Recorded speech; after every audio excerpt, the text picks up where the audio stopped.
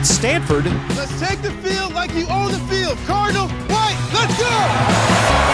Stanford has owned much of the last 2 years.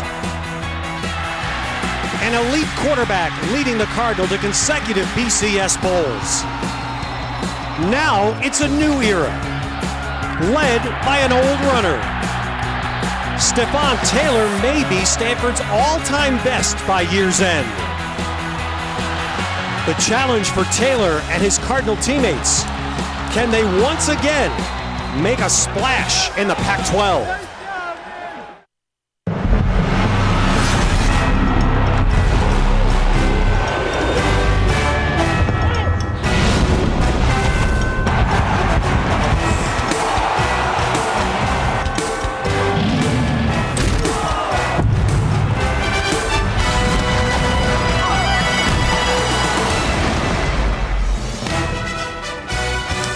A great revival in college football has taken place on this storied campus.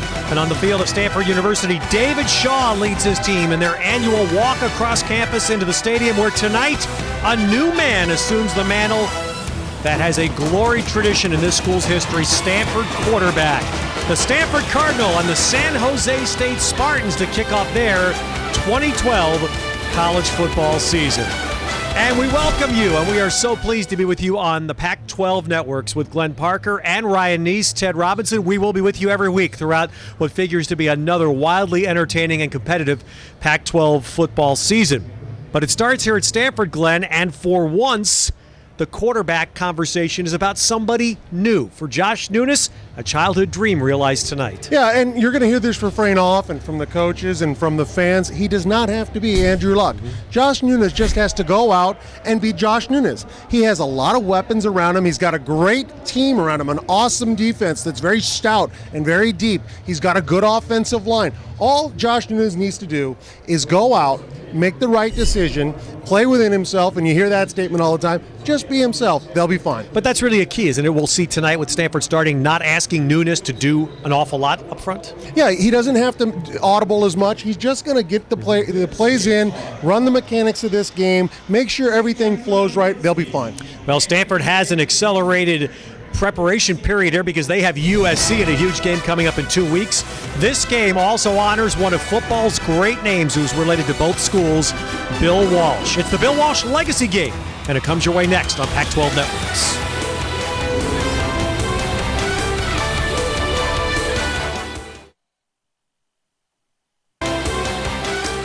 Now it's a beautiful, final August evening of this summer on the Stanford campus. Students are not in school. Stanford's on the quarter system. In fact, students don't come to campus. Classes don't start until the end of September. So that's going to eliminate a little bit of the normal, it eliminates all the student attendance. It eliminates a little bit of the enthusiasm we would normally get.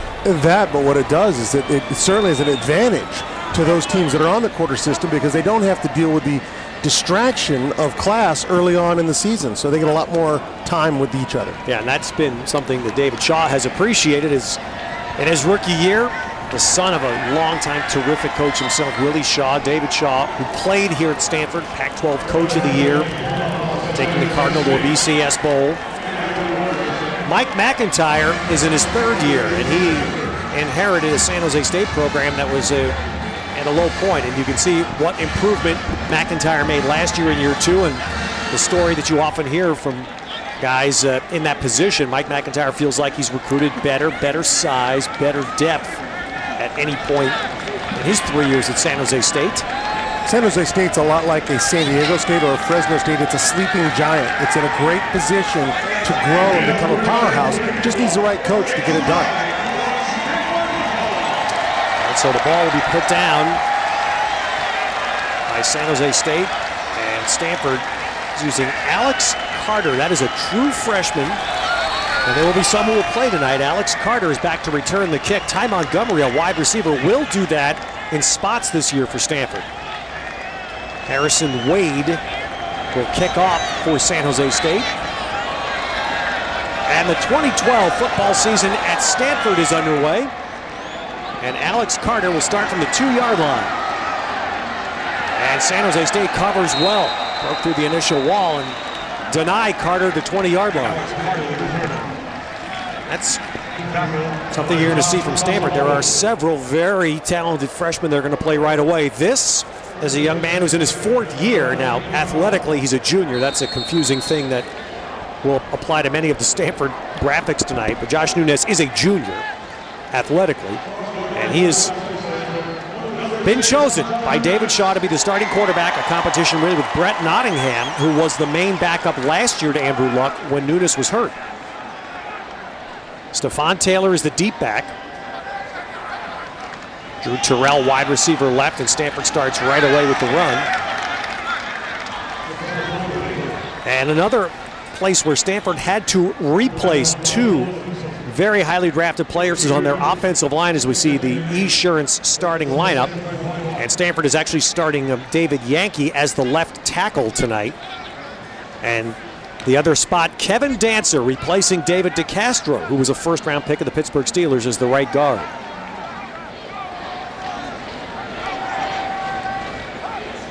So Nunez goes to the shotgun. First pass on second down is caught by Montgomery, and he'll be out, should have a first down. Montgomery figures to be the leading receiver for Stanford this year.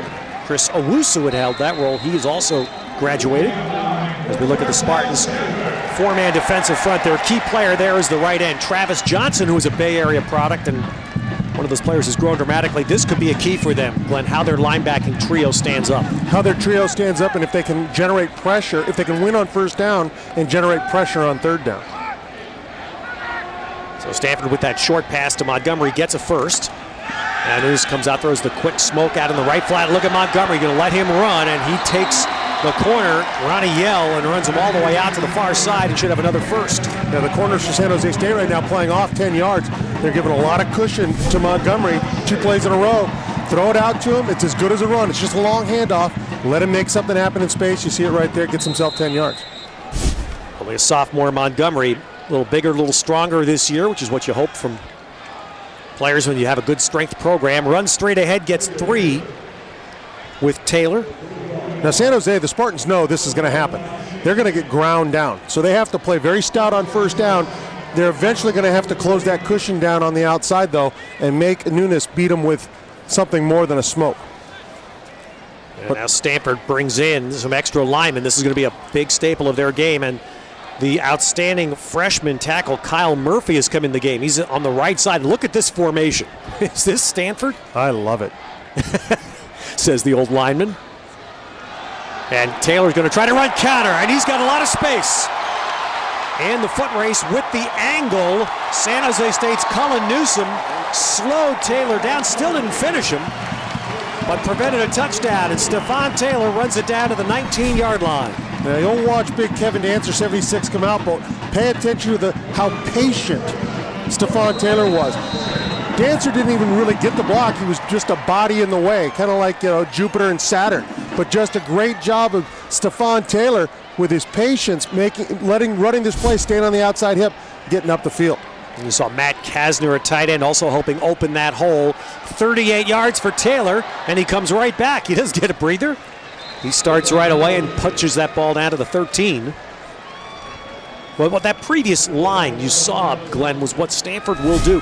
When they go to that big lineup, they'll just bring every big body they can put on the field. Yeah, and know that we're going to run, but what we're going to do is they're saying we're going to misdirection so that we get an edge on you, and now the guys that are pulling, not only do I have tackles blocking down to set the edge, but I got guards pulling. It's tough for smaller guys in there.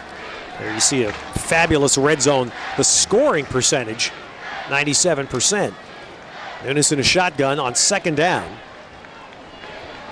And Nunez looking, throws to the back corner for Zach Ertz, one of Stanford's bevy of tight ends. They've had brilliant tight ends here in recent years.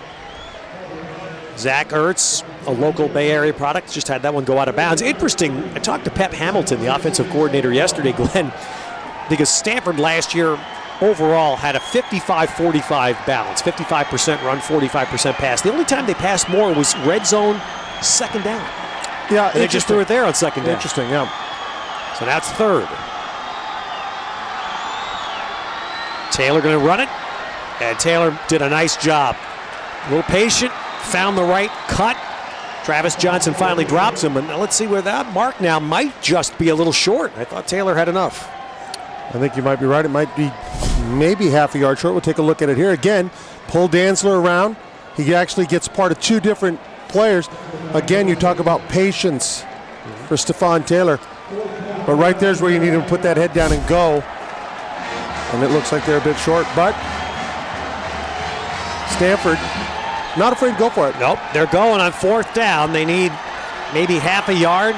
Look at that tight pileup inside. 3 running backs. And that's Wright, the tailback, who got the handoff. And if he got it, he didn't get it by much. This is going to be very close. It was Remond Wright who got the carry. Well, one thing Pep Hamilton, the offensive coordinator, knows, he's got a very good offensive line, and he's going to win the size battle in there. Wedge in, drive, push that pile. It's only half a yard. You feel confident you can get it. Remond Wright from Fort Wayne, Indiana. That's a new player. He's a second-year player in the program. There's Pep Hamilton running this offense brilliantly last year as Taylor runs it off to the right side. Gets a couple. Pep Hamilton, by the way, has a title. A lot of the positions at Stanford are endowed. Pep Hamilton, the offensive coordinator, is officially called the Andrew Luck Director of Offense. And trust me, the quarterback did not make that endowment. An anonymous donor did this past offseason. Requested anonymity. Pep says, I have no idea who it was. Named it the Andrew Luck Director of Offense. And Pep Hamilton flies under the radar a little bit. Coach of the year for David Shaw. Pep Hamilton came in, changed some things offensively, and was dynamic last year with his offense. Taylor on 2nd down. Good bounce. Well, Taylor hit a pile, and that's the gift of a running back. He just kept going. Leg drive and takes that ball down inside, almost to the 1. Pretty good example of what you talk about running behind your pads. Put your pads down, leg drive, right there, that effort, falling forward, making sure you get that yardage. So 7 carries for Stephan Taylor and 60 yards already. And we mentioned at the outset, if he matches that number this year, he will become the all-time leading rusher in Stanford history. So now the Cardinals trying to finish the drive on 3rd and goal.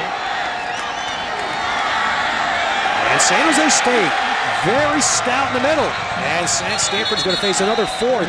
That was one of those linebackers we pointed out, Keith Smith, a junior from Covina, California, that led the charge. And what you see is their pad level is lower than Stanford's. When you get lower pad level, you win the leverage battle. I'll tell you what, very good job by San Jose State's defense in the red zone. 8th play in the red zone so far. They're making it tough on Stanford. And San Jose State's defensive coordinator, longtime college football coach Kent Baer. There's Kent, who was the defensive coordinator here at Stanford when they went to the Rose Bowl in 1999. So the 2nd 4th down, the 13th play of the opening drive. And it doesn't get off smoothly. And David Shaw was trying to call timeout. Yeah, that's right. The play clock ran out. Did he get the time? Apparently not. Timeout, Stanford. Their first charge timeout. Yeah, the back judge. Yes. Foul for delay of game. Stanford called timeout prior to the expiration of the play clock. Yeah, the back judge can't see the side judge talking with David Shaw. So there's why the flag is thrown. And why Mike McIntyre is not happy with that call.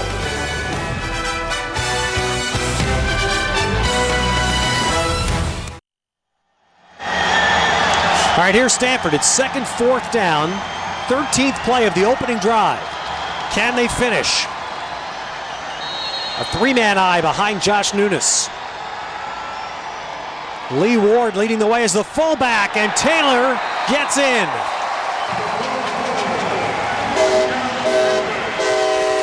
So Stephan Taylor carries the ball 8 times out of the 13 plays on the opening drive. Fitting that he finishes. No doubt, great push. Watch the offensive line. Their pad level's down. Good drive, good pop off his feet. Hard to take down a back that big with one arm. So Jordan Williamson, and this will be a a story early in the Stanford season. Young kicker had a very good year, and it ended for him in a nightmarish fashion in the bowl game, but he kicks the extra point through. Stanford, opening drive, exactly what David Shaw wanted. 80 yards and a score. Most of it on the ground. Controlled passing, nothing crazy down the field. Let your big guys work. Try to grind down a little bit of smaller defense. It all comes to fruition with that touchdown. Well, also joining us this year with our team, and we're finally getting a chance to say hi to Ryan Neese, who of course played collegiately at UCLA and then for a good stint in the NFL. Ryan, how are you? I'm doing well, guys. That was a great methodical drive by Stanford. Coach Shaw's got to be very happy with the way they were able to move the ball down the field. I was very impressed with the mixture of run, pass, and I had a chance to talk to Josh Nunez yesterday, and he talked about the quarterback's best friend is a run game. And if they continue to run the ball that way, guys, he's going to be very, very happy the rest of this game. Well, David Shaw said he chose Josh Nunez in big part because he knew Nunez could do everything that the offense needed, and it made David Shaw sleep more comfortably at night. As you see, Ryan, we referenced his UCLA heritage, 7 NFL seasons, Tampa Bay, Detroit, including a Super Bowl win. I vaguely remember his dad. And it's great. We will be with you just about every season throughout this fall on Pac-12 Networks. Damon Ogburn is the deep to return this for San Jose State as Williamson kicks for Stanford. And of course, new rule in college this year, 35-yard line. And well, that was a stutter step, false start, and coming out with it, and maybe a decision he'll regret. That's Tyler Irvin, a player of real promise. San Jose State has had to decide whether to play Irvin on defense or offense. They've settled on offense to start the year. And he only gets that ball out to the 10-yard line. And his up back is telling him not to come out, don't come out. That's why he's going to regret the decision.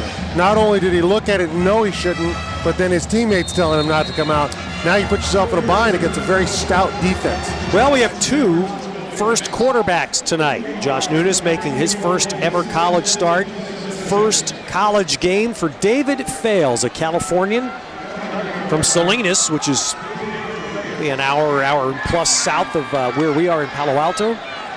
He went to Nevada as a freshman, turns and hands the ball off, and this is a new running back, DeLeon Eskridge. And he'll get the ball out for about a 4-yard gain as we look at our Esurance starting lineup for San Jose State.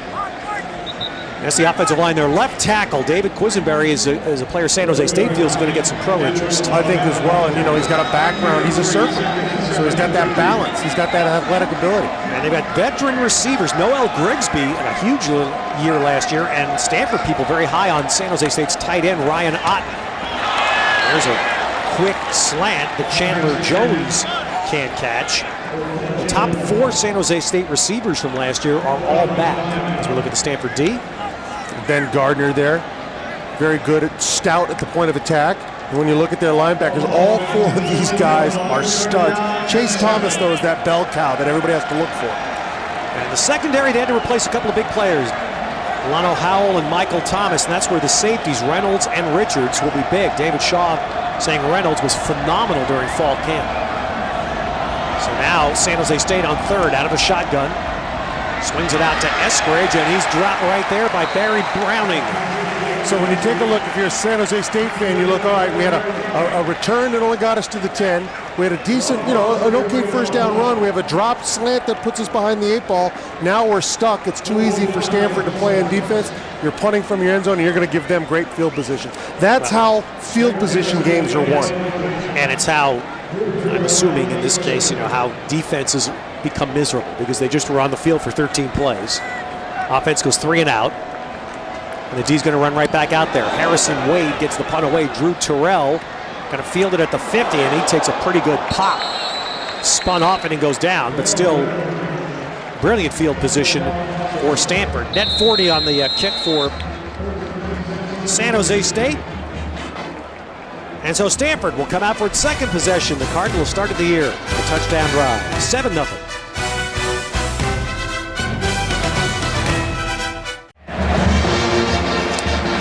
Welcome back, everybody. It's time now for your Polaris keys to the game. For San Jose State, they have to stop the run, something they weren't able to. But after that, if you can do that, get after that quarterback. Stanford, all they have to do, just run the ball and lean on that defense. Let the defense give you field position, run the ball, and don't expect too much of your newly anointed quarterback. Polaris keys to the game. Josh Nunes now starting his second possession at the 50-yard line. And he's going to go back. Running backs go out in the pattern. Nunes out to the right. Going to be stopped just short. Good tackle. San Jose State allowing the catch, but stopping Montgomery at that point for an 8-yard gain. And again, we talk about first down. Look at the cushion given outside. Now, I know they're probably expecting first down run, but they will take advantage of that cushion, whether it be smoke or design pass like that. First down being on schedule is huge for Stanford. Here they sit with a 2nd and 2. That's why their third down conversion rate is so high. It's Ben Wickery that was giving Montgomery that cushion on the corner. Now on second down, they can run Anthony Wilkerson. First down plus. And right now, this first quarter is playing right into Stanford's hands. I mean, they're just able to hit just enough passes, Glenn, so they can do this chunks on the ground. Yeah, G blocking scheme on the outside. That's tackle down, guard around, get a big body in space, but instead of a counter, it's toward the edge. You take a look right on the corner. Look at that, man. You got to love when your wide receivers are out there blocking. Drew Terrell getting his hands inside, popping a little bit. Wilkerson the back up to Taylor, got 10 yards rather on that play. Now gets a carry and gets stopped right in his spot. Anthony Larseval off the D line for San Jose State, and then a San Jose product, Derek Muava, linebacker. And Muava does a good job coming in, and that forces the ball back in. Remember, running backs don't like to see color. They see color, they avoid it. He sees that white jersey out there, man, he's moving in. All right, blocking isn't just those big bodies, Ryan. For Coach Pep was telling his players, when you don't have the ball, when you're not catching the ball wide receiver, we need you to block in the run game. That's how we can spring big plays. And now they spread the field here. Nunes goes empty and gets another one out. Just getting the ball to Montgomery's hands. And out of bounds, he's pushed by Ronnie Yell with a flag down. Now, Ryan, you're defensive back. Are you seeing too much cushion they're giving Montgomery?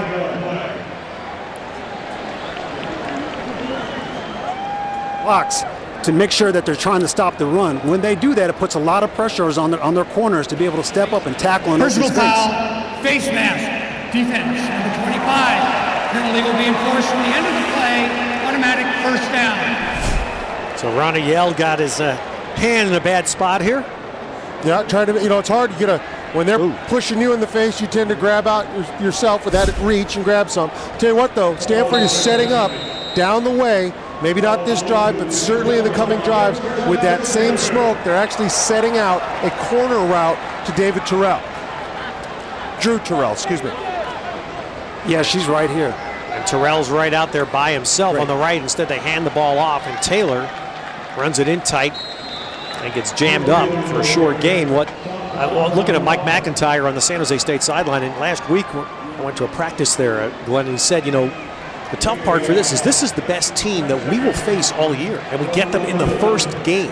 And so now the first quarter of the first game, this is exactly what, it's an obvious thing that Mike McIntyre can't afford that happen. And it's got to be a delicate balancing act for a coach to know that that's the toughest you're going to face, and you can't let your team get down for the rest of the year. Nunes pumping now, he throws that corner ball, beautiful throw to Drew Terrell for the touchdown. Baptism for Josh Nunes. Nice ball by Josh Nunes as well.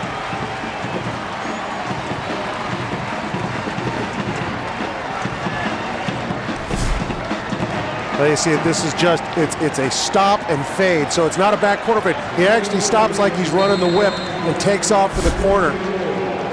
Nice ball by Nunes. Well, that's going to make everybody feel good. Drew Terrell caught just 8 balls last year, but he's going to have a more prominent role this season. Nunes gets the touchdown pass. Williamson adds the point. So Stanford drove the field on its first possession. Second one, defense set him up starting from the 50. And they finish on this gorgeous throw from Nunes to Terrell.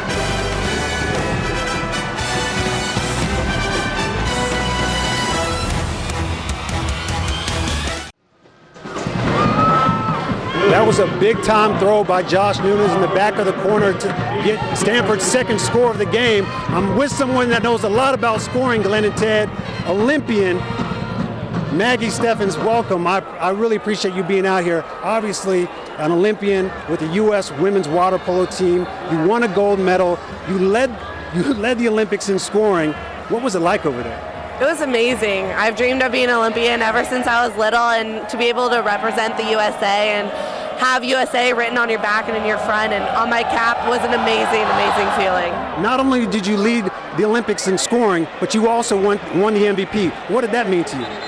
I think, going into the Olympics, it was really important to me to just have fun and be myself, and our team played awesome. I watched a game back the other day and I got chills just looking at us and seeing the connection that we had, and being named MVP was just icing on the cake, but to know that I got to play with those players was a humbling experience for me. Now you're an incoming freshman to Stanford. How exciting is that, and why did you choose Stanford? I can't wait. I love Stanford.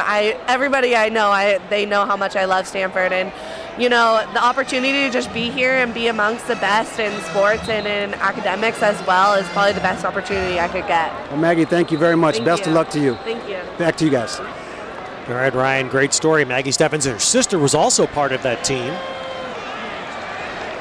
As the ball is moved out because of the new rules this year in college football, the kickoff has been moved to the 35, mimicking the NFL rule, but the touchback is different. The kickoff from the 35, same spot, but the touchback in the college game comes to the 25.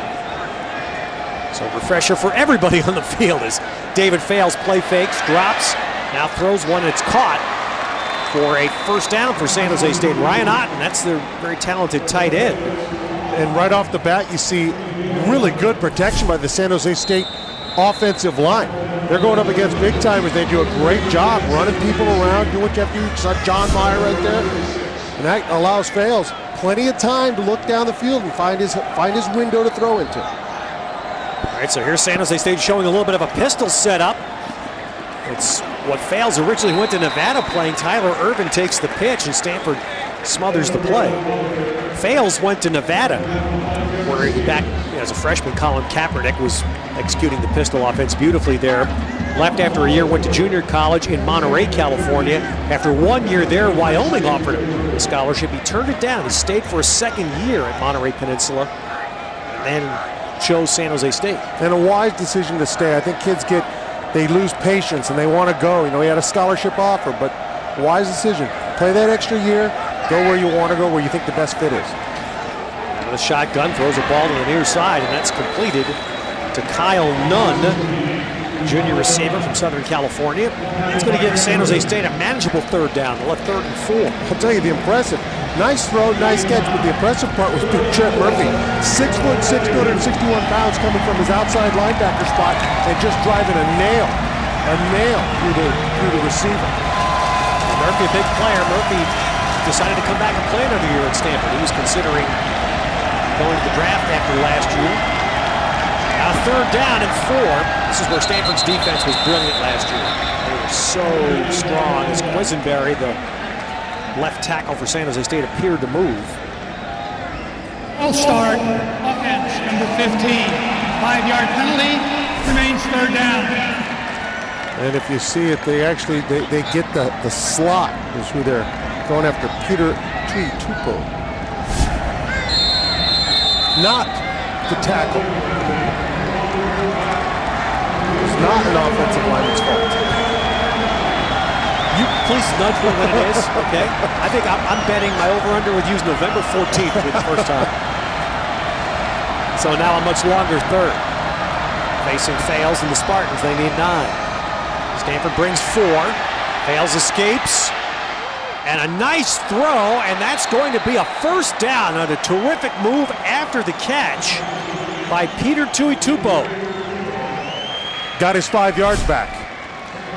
Now you see Stanford's able to get pressure with 4. That is in itself is good, but a good job by Fales running outside, cutting the field in half. So now he's only got 1 read out there, and a good job finding the receiver, and a heck of a catch by Tuipulotu. There's A.J. Tarpley, linebacker, who's replacing a missing significant man in Shane Scove. That was on the cover. Eskridge gets the carry here, and he's wrapped up, and there's Tarpley on the hit.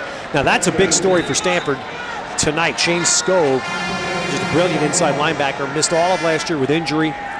He's back, he's healthy, but he also had a DUI in the offseason, and David Shaw suspended him, Skov, for this game. Tarpley is starting tonight. Skov will be back, and he'll play next week for Stanford here against Duke. Skov, a dynamic player, one of the better linebackers in the Pac-12 last year before he got hurt down against Arizona. And he came back and is ready to go, but as you said, the DUI cost him a game. And we'll talk about that guy you just saw in a second after this second down play for San Jose State. Quick slant there, ball popped in the air and incomplete. Good stick, though, on the part of Jordan Richards, one of those safeties we talked about for Stanford. To fill in for some experienced guys. Richards feels it a little bit after the hit. The other guy in the defense, the other inside linebacker, is a player that you rarely hear this mentioned. James Vaughters, second-year linebacker. He's from the Atlanta area, Stone Mountain, Georgia, about 250. David Shaw flat out this week just said that he has to play. You don't hear coaches say that too often about guys. No, he has to be on the field. That means that he can play run, he can play the pass, and he's a leader. Third down, fails, throws an underneath ball, and Stanford smothers it. So good defense there by the Cardinal. They gave him the catch, but not the first down. Kyle Nunn. And there's Mr. Vaughters, who's about 250, maybe a few pounds over 250, but it's just, they talk about him in these exceptional terms. You can't believe a guy that size can move the way he does. Well, that very tackle right there, it looked like he might have missed the tackle. All of a sudden he wrapped up, took him down, and that was a steer wrestling move. Just took him right to the ground. So Harrison Wade out to punt for the second time for San Jose State. Drew Terrell back for Stanford. Wade hits this one end over end, and Terrell just takes the safe fair catch. This time field position will swing back the other way. Stanford will start backed up inside their 15. Well, last year Andrew Luck got going here against San Jose State. The Cardinals were 7th in the country, and it was Luck hitting Zach Ertz for an early score. Later on, Brett Nottingham was the backup. He found Kobe Fleener, another one of the studs that left Stanford as a high draft pick. And Stanford walloped San Jose State last year in this nearly annual game. They play almost every year, these two teams. The majority of the games are here.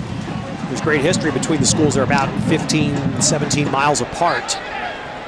San Jose State's last win was at Spartan Stadium in San Jose. Dick Tomey was coaching. My college football coach, Yes, Dick Tomey. he was. And now Stanford running Anthony Wilkerson there. Running their little version of a wildcat. Direct snap to Wilkerson. And he runs the ball out to the 19-yard line.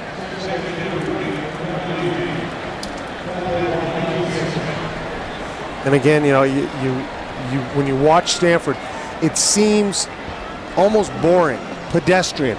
Here's a run. It's good for 7 yards. Boom, you're looking at 2nd and 3. They're ahead of the chains. A lot of schools would like to be this boring. Yeah, exactly. 2 straight BCS bowls, and expectations high again, even though Stanford had some very fine players move on to the pros. First quarter tonight, all Cardinal, 14-0 on the Pac-12 Networks. Conference of Champions. You just heard a little bit about it. Ryan talking to an Olympic medalist. 45 Olympic medals won by athletes from the Pac-12 Conference.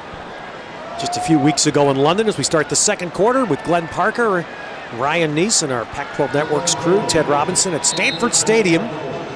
Stanford will play its first 3 games of the season here. Duke next Saturday, and then, as you see the first quarter lopsided numbers, a massive early season conference game 2 weeks from tomorrow here when USC visits. They've got that game, and that can set the stage for the rest of the year, but not only that, then they have a northern opponent at Washington the next week. Very, very tough for Stanford. Third down here now. San Jose State would love to get a 3 and out. Nunes back. And that ball batted up in the air, and it's going to fall to the ground incomplete. So deflection by Travis Ricidi. There he is on the D line for San Jose State. And that's going to bring up a rarity. 3 and out. And you see, if you can't get there, You're trained, put your hands up, picket fence. Now, defensive line coach for San Jose State, Jim Jeffcoat, an ex-teammate of mine at the Buffalo Bills, Dallas Cowboy, quite the player. He'll tell you, in the NFL, you don't always get there, but you got to get your hands up. That's well-coached defensive line play for San Jose State. And so San Jose State will get the ball back here and should get some decent field position. Ronnie Yell back to receive this punt, but we get actually a delay. Play clock ran out. 5-yard penalty, remains 4th down. Now what I'm saying, what's so jarring about what we just saw, last year, 13 games Stanford played. The number of 3 and outs they had for the entire season in those 13 games, 15.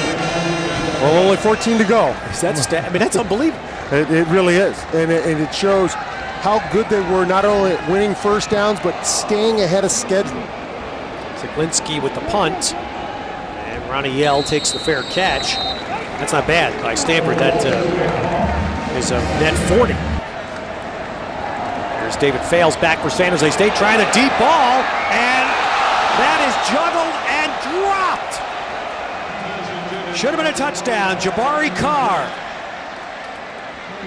That's the stuff of nightmares if you're a San Jose State player or fan. I think that fan agreed with what we just said. That should have been a touchdown. Yeah, and you see, it's just a skinny post. I've got speed, you don't.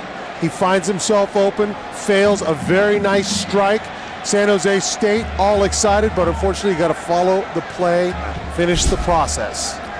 And obviously the ones you can't miss when you're trying to beat a team that's going to be one of the best in its league. And there's an interesting play there by San Jose State.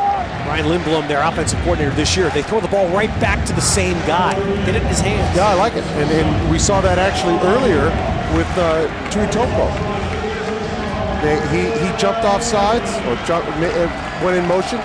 They came right back to him. He got the first. Give your kids confidence. San Jose State, as you look at Brian Lindgren there, get that. I apologize to Brian. Brian Lindgren's first year as the offensive coordinator. Their stint in Northern Arizona. Goes right back to work. Fails with a nice ball. Stanford went for the pick there. And eventually, as the ball stripped, it was Ed Reynolds that went for the pick, didn't get it. The ball caught by Ryan Otten. And let's see how they rule this. And you see, again, picking on that same part of the defense. You're right, Reynolds misses the interception, and he'll definitely be down. I don't believe that ball was coming out before he hit the ground. All right, well, it's obviously, you see, if it's ruled a fumble, Waters of Stanford recovered. And the ruling on the field, no. His receiver down. And now San Jose State trying to hurry up. This is something that's a 20-yard gain, by the way, on the throw from Fales to Otten. And what you're seeing, the last few throws, the Spartans are looking to attack middle of the field, get towards the Stanford safeties. So David Fales now goes under center, going to run an end-around handoff, getting Grigsby the ball out in space. Excuse me, Chandler Jones. It's Chandler Jones in space, and he runs it down and gets it inside the 25 of Stanford. And you got to like San Jose State right now. The Spartans coming out there opening their playbook a little bit. They've run a couple seams, now a little reverse. And you know what they're doing is you notice they're going no huddle. Fales is going to the line. They know they have a speed advantage in certain positions. They're trying to exploit that, particularly, as you said, by going no huddle, tiring out that Stanford D, which is stout, but maybe they feel that they can attack them with the speed. And the pistol here, which we've seen a couple of times, Eskridge is the deep back. Fales going to fake to him, then throws it out, but boy, that play is smothered by Terrence Brown, returning Stanford cornerback. And that play goes for a loss of yardage. It's a minus play. Funny, Mike McIntyre asked him, it's a typical question when he chose his quarterback, when he chose David Fales, is command of the huddle matter? You know, Mike said, actually not as much as you think anymore, because a lot of the game now is not played in the huddle. It's command of, Mike said, it's command of the offense more than command of the huddle. Absolutely, and the mechanics of the game, from the play clock to the snap to every part of it. Actually, that's Blake Jurich. The backup quarterback is in. Blake Jurich, second team for San Jose State. He kept that ball and dashed straight ahead and got it inside the 20. Jurich is a 6'4" sophomore from Santa Cruz, California. Little option read, paying attention to the backside tackle or end. Sees that he doesn't crash and just keeps the ball and gets himself some yardage. So Mike McIntyre's going right away to his second quarterback, Jurich. He had just a brief stint on the field last year. Going shotgun on third down. And eventually a timeout. That came right off the San Jose State sideline. Stanford's front seven on defense, which was brilliant a year ago, is expected to be a strength again this year. This is what they did last year. Stanford was fabulous at getting off the field on thirds. They had a stout core of linebackers, and that always helps. Jurich, and that ball's all over the place, and I believe Jurich recovered himself, which will save a field goal try for San Jose State. Trent Murphy was in there disrupting for Stanford. I think 3 people had possession without the ball hitting the ground. That was the strangest thing. You got a zone read, so he loses the ball on the zone read. You take a look right there. They both want it. It pops up. Then Gardner's got it, and he thinks he's got it, but no, he loses it. And there's another Stanford player right in there. You can see him. A.J. Tarpley had it for a second before Jurich comes up with it. It never hit the ground. All right, well, here's another baptism. You've got a freshman kicker for San Jose State, a freshman snapper, and a redshirt freshman holder. Austin Lopez, first college kick is on the way, and he nails it. And that's something, I talked to Mike McIntyre about that as well. That's something to go into a season in Division I football with it. And that's a walk-on, by the way, who's holding, and a walk-on who's snapping. Lopez is a scholarship kicker. And San Jose State's got some points. So it's 14-3 Stanford. A little change on the Stanford campus at the start of this football season as we go back down to Ryan on the sideline. San Jose State puts 3 points on the board. Exciting. Now the game's starting to get really interesting, but I'm here with new athletic director, Bernard Muir. I appreciate you being here. Explain to me the transition and how the transition's been from Delaware out here to Stanford. Well, it's been a wonderful 3 weeks for me. It's been a whirlwind, but I'm so excited. I mean, just to be around our young people, great group of student athletes, great group of coaches, but it's been a wonderful welcoming, and I'm just thrilled to now serve Stanford. Now, with the launch of the new Pac-12 Network, what does that mean to the university and your student athletes? Well, it provides great exposure, especially in our Olympic sport programs, but across the board. So many Stanford fans, Pac-12 fans now can see everything that's going on across the country, and we're just so excited. I commend Commissioner Scott and his staff and his team. They've done a phenomenal job, and we're now relevant, and truly it should be exciting times ahead. Now, I saw you on the sideline getting excited over here, watching this last play as that ball was rolling around on the side, on the field. Tell me about this level of excitement you have being a part of big-time football once again. Well, I'm thrilled to be passionate about the program that I represent. Certainly seeing the young people at practice. This game's getting closer as we go along here, but this is what it's all about. And truly to have this opportunity to work with young people and let them do their thing on this platform is tremendous, and this is why we do what we do. Now, in your short time here, you've had the chance to obviously meet with Coach Shaw. Tell us something interesting and intriguing about him. Well, he's just truly a unique talent. Being around our young people and watching him interact with them, you just know that he has their utmost concern at heart, and from there you just know that good things are to happen, and they really are really excited to be playing for him, and that shows. Bernard, we really appreciate your time. Thank you very much. Thank you very much for having me. Back up to you guys. All right, Ryan. Stanford, after the kick return, starts from the 15-yard line. And a handoff here to Taylor. And Taylor's going to burst that one out, and still driving, and it takes extra Spartans to finally drop him. Keith Smith makes the tackle, but Taylor pushing that out almost to the 30-yard line. How about Stanford? They come right out. They bring in 2 extra offensive linemen, Joshua Garnett and Kyle Murphy. They run the power right at you with 1 pull and say, our big back is going to be patient, follow his fullback right there. I like it. We're just going to pound you. We're going to get some yardage. That's how you take the stuffing out of a team starting to come back at you. First down now, just shy of the 29 for Stanford. And Nunes out of the eye. They run a little misdirect and flip it back on a reverse. Again, trying to get speed on the edges. That's Jamal Rashad Patterson, junior receiver, and Patterson runs it out just across the 40-yard line. That'll be another Stanford first down. They show you a little something here. They want the rest of the teams in the Pac-12 to see they can do this type of thing. What you're going to see here, though, with Patterson, the ball carrier, he's not used to being a ball carrier in space with blockers. He's used to being down the field. He loses a little bit of patience, and rather than setting up the block by Schwartzstein down the field, he cuts back inside and loses himself. Doesn't quite get as many yards as he could have. And I'm glad you pointed that out, offensive lineman. Talk about that after this play. First down. And Nunes throws a ball low, but that's going to be incomplete. Skipped into Drew Terrell. Now, Stanford had two brilliant offensive linemen.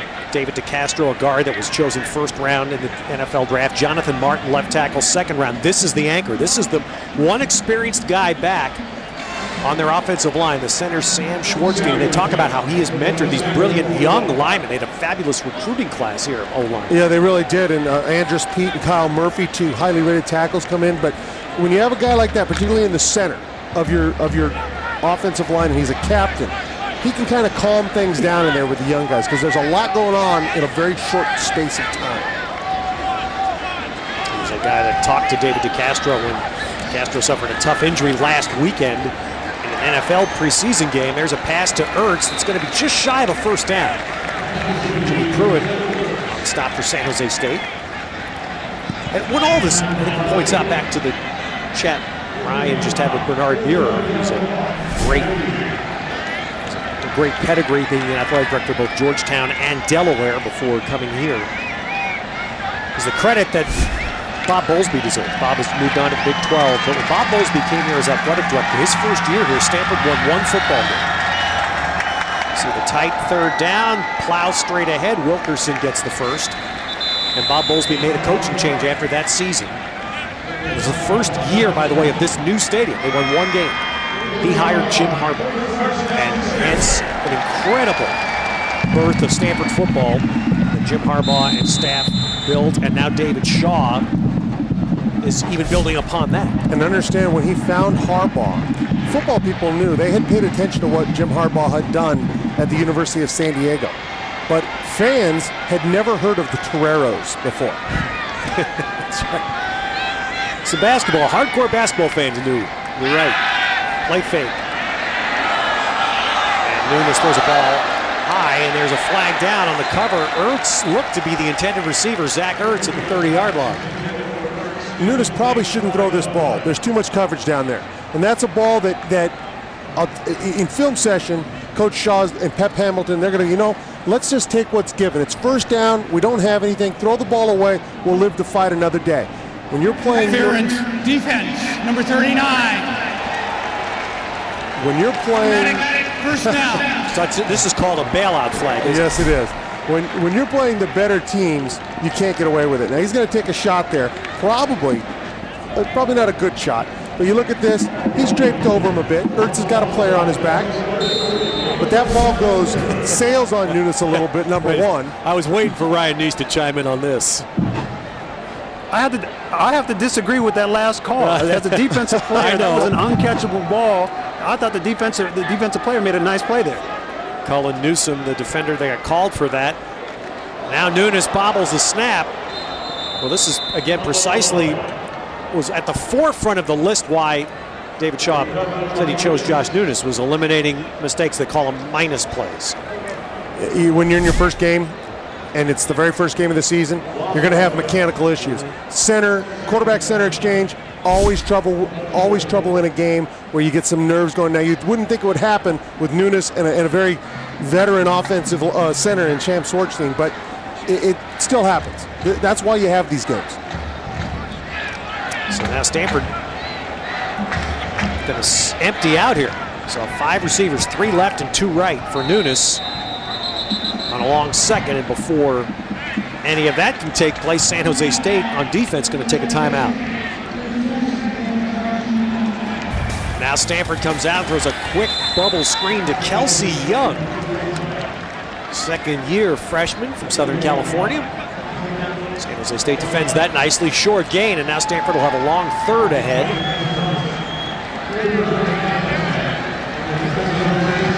David Shaw, they were going to continue exactly what they did here the last couple of years with Andrew Luck, which was give the quarterback multiple plays. The quarterback calls multiple plays in the huddle here at Stanford. They get to the line, and the quarterback makes the decision. That's right. He'll come up. He'll see the defense. Are they single safety, two safety, zone, man, whatever. Figure that out. What plays best, call it up and go. And shotgun with an empty. Try to throw a quick inside screen there to Taylor, and that's wrapped up nicely by San Jose State. It's Ben Wickery out of the secondary. And you see the effect of timing. The ball's a little low, causes them to stoop. Now all of a sudden your wide receiver can't hold that block, that one extra count, and you get tackled for a loss as opposed to having a gain. And that also means Stanford will punt it. David Shaw told us that he thought Jordan Williamson was about 50 as a range. He said, now, if it's a game winner, it's a different story.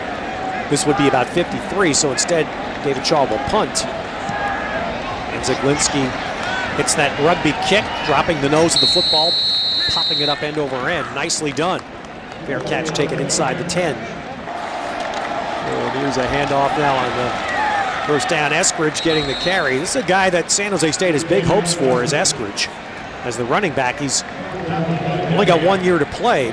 But Eskridge is from the Bay Area, from San Francisco, and he went to Minnesota. He ran for over 1,600 yards in his career at Minnesota, but his parents saw him play one game in 3 years, so he decided to come back and play his final year of college closer to home.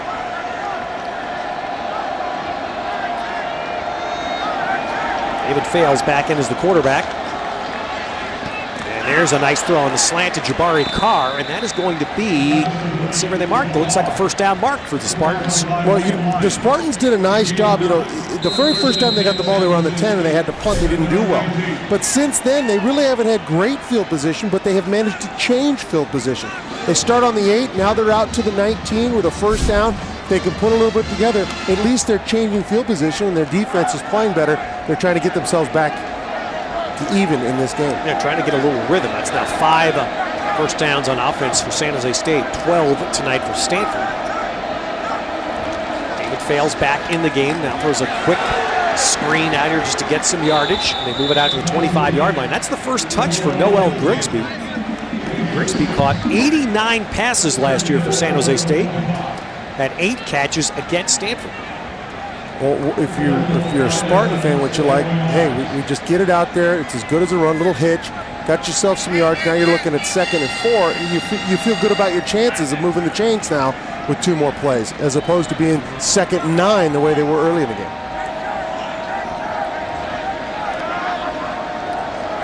McIntyre has to be a little calmer about the way the second quarter has gone. Fales scrambles and then finds his man. He finds Grigsby. Good move there. Just enough slide by Fales to find a little space against that Stanford defense, Ryan. Well, one of the things that I've noticed is the amount of man-to-man coverage that the Stanford Cardinals are playing. I talked to Derek Mason, defensive coordinator, yesterday, and he said, hey, we play more man-to-man than anybody in the conference, which means the corners have to come up and rally, especially on these quick slants, these quick plays that the Spartans seem to be very effective against right now.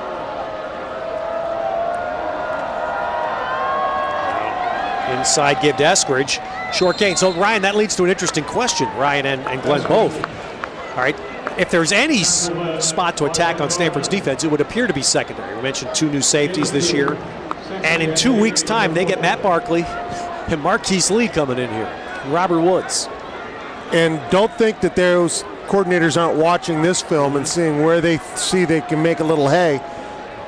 They're going to be playing a lot of man. You've got some great wide receivers, and now you don't wonder, well, with my tight ends, what can I do against your safeties down the seam? That's where I would look for some weaknesses for Stanford.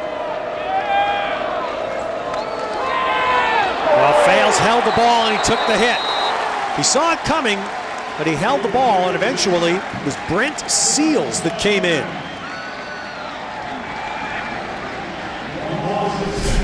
And you take a look, just coming off the edge. This is Fales' hot throw. He's got, now, of course, your tackle out there, John Meyer, on a slide's got to get out to him. Doesn't do it. Fales sees it, holds on. does the smart thing, eats the ball, doesn't try to just throw it out.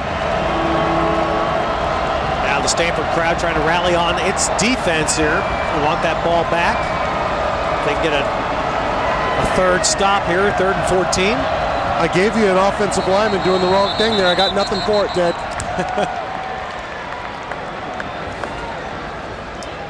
Let's see, the play clock did run out. That's going to back up San Jose State 5. Occasionally, I do get rendered speechless, Glenn. Not a good thing in my business. So it'll be 3rd and 19 here for San Jose State. The first quarter had a little bit of that bad vibe if you're on the San Jose State side. Like this could be a blowout. They've righted the ship a little bit in the second quarter. They have, but so far behind the sticks now. And fails finally. It was waiting for Eskridge to slip out of the backfield. That'll get some yards, but well short of a first down. What it allows them to do is flip the field now.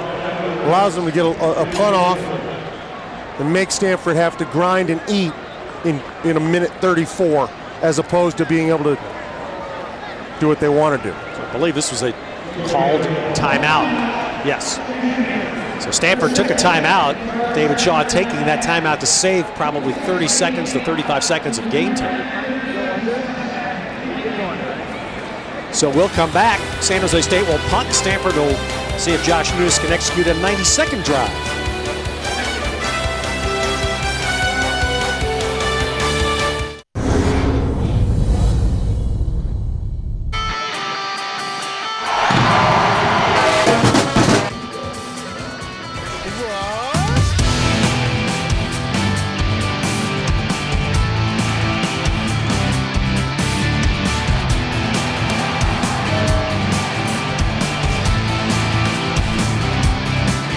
This is the 7th football season for this stadium. But football has been played on this field, the same grass field, since 1921. When they, after the 2005 season here at Stanford, they took down the old stadium that once hosted a Super Bowl.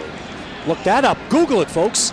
And they rebuilt the new stadium. But the field is the same, and one of those great Stanford traditions you saw is a walk. Players walk from their locker room through tailgates to get here to the stadium. Terrell going to try to run this back.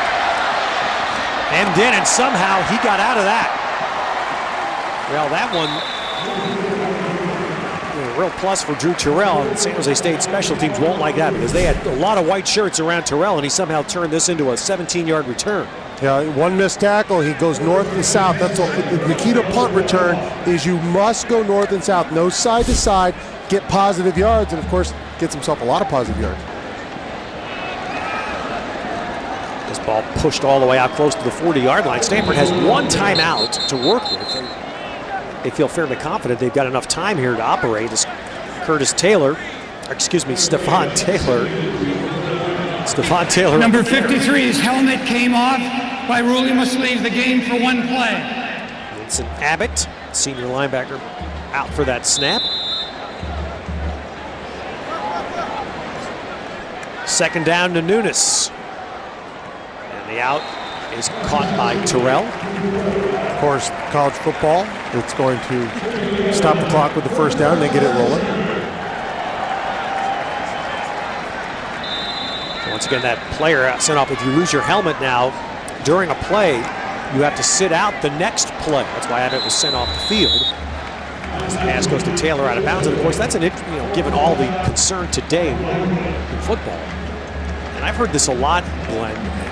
You as a former player, even Ryan as a former player, players that tend to deflate the inside of the helmet, they fit looser. Yeah. As a result, they come off more easily. Absolutely, yeah. Because if it's too tight, it actually, you feel like every hit hurts, as opposed to letting it slide a little on your head.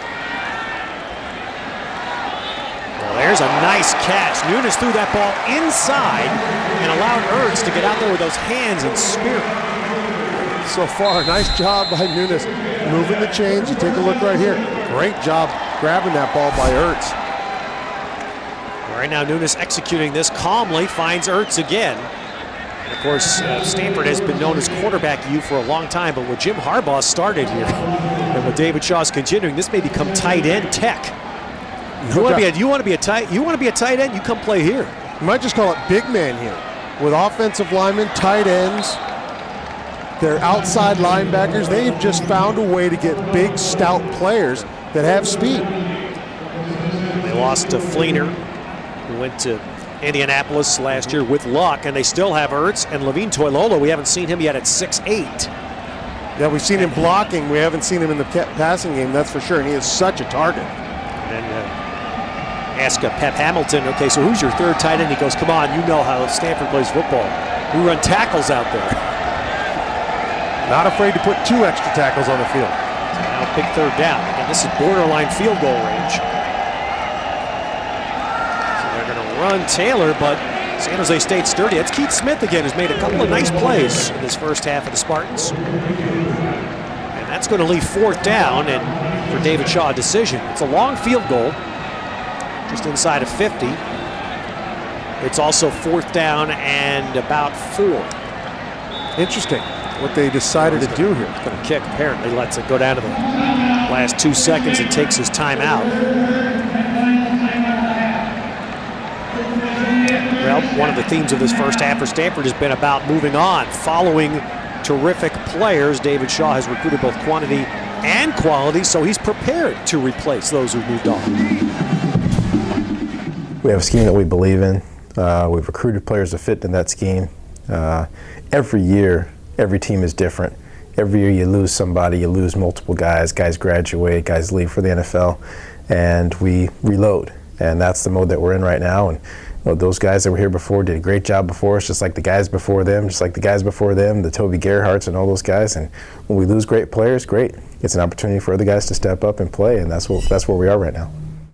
What's happened here with Jim Harbaugh and now David Shaw, that's never really happened at Stanford. They've, in their history, never been able to sustain success over a period of years. Jordan Williamson trying this long field goal, and it is good easily from 46. David Shaw said yesterday, he said to me, Williamson could go 55 if we have to. He said 50 is probably where we'll settle. And he showed you 55 plus on that leg. Easily 55 plus. 17-3 Stanford. Ryan? Thanks, Ted. You're up 17-3, Coach. Are you happy with your first half performance? Not at all. Not at all. I think we had 2 drives that stalled because of our error. And errors for us are unacceptable right now. The drives that we scored on, we operated at a high level. I think Josh is playing extremely well. We missed a couple of blocks. We missed a couple of passes. I thought we could have got our hands on a couple of bad routes, sloppy routes, but we're good right now, but we got to play much better in the second half. You talk about errors. Are those errors correctable at halftime? Absolutely. No question about it. Excellent. Best of luck the rest of the way.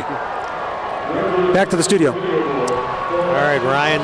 Nunes, 12 of 16. I think David Shaw is on his way to correct those mistakes right now. Could you tell that by the look on his face? He was strutting, and he was walking with a purpose.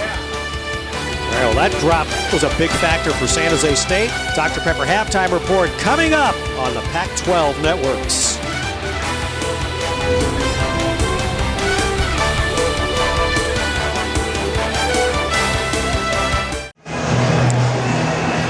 We heard how David Shaw felt the first half went from the Stanford side. Now let's find out what Mike McIntyre thought as we go back down to Ryan.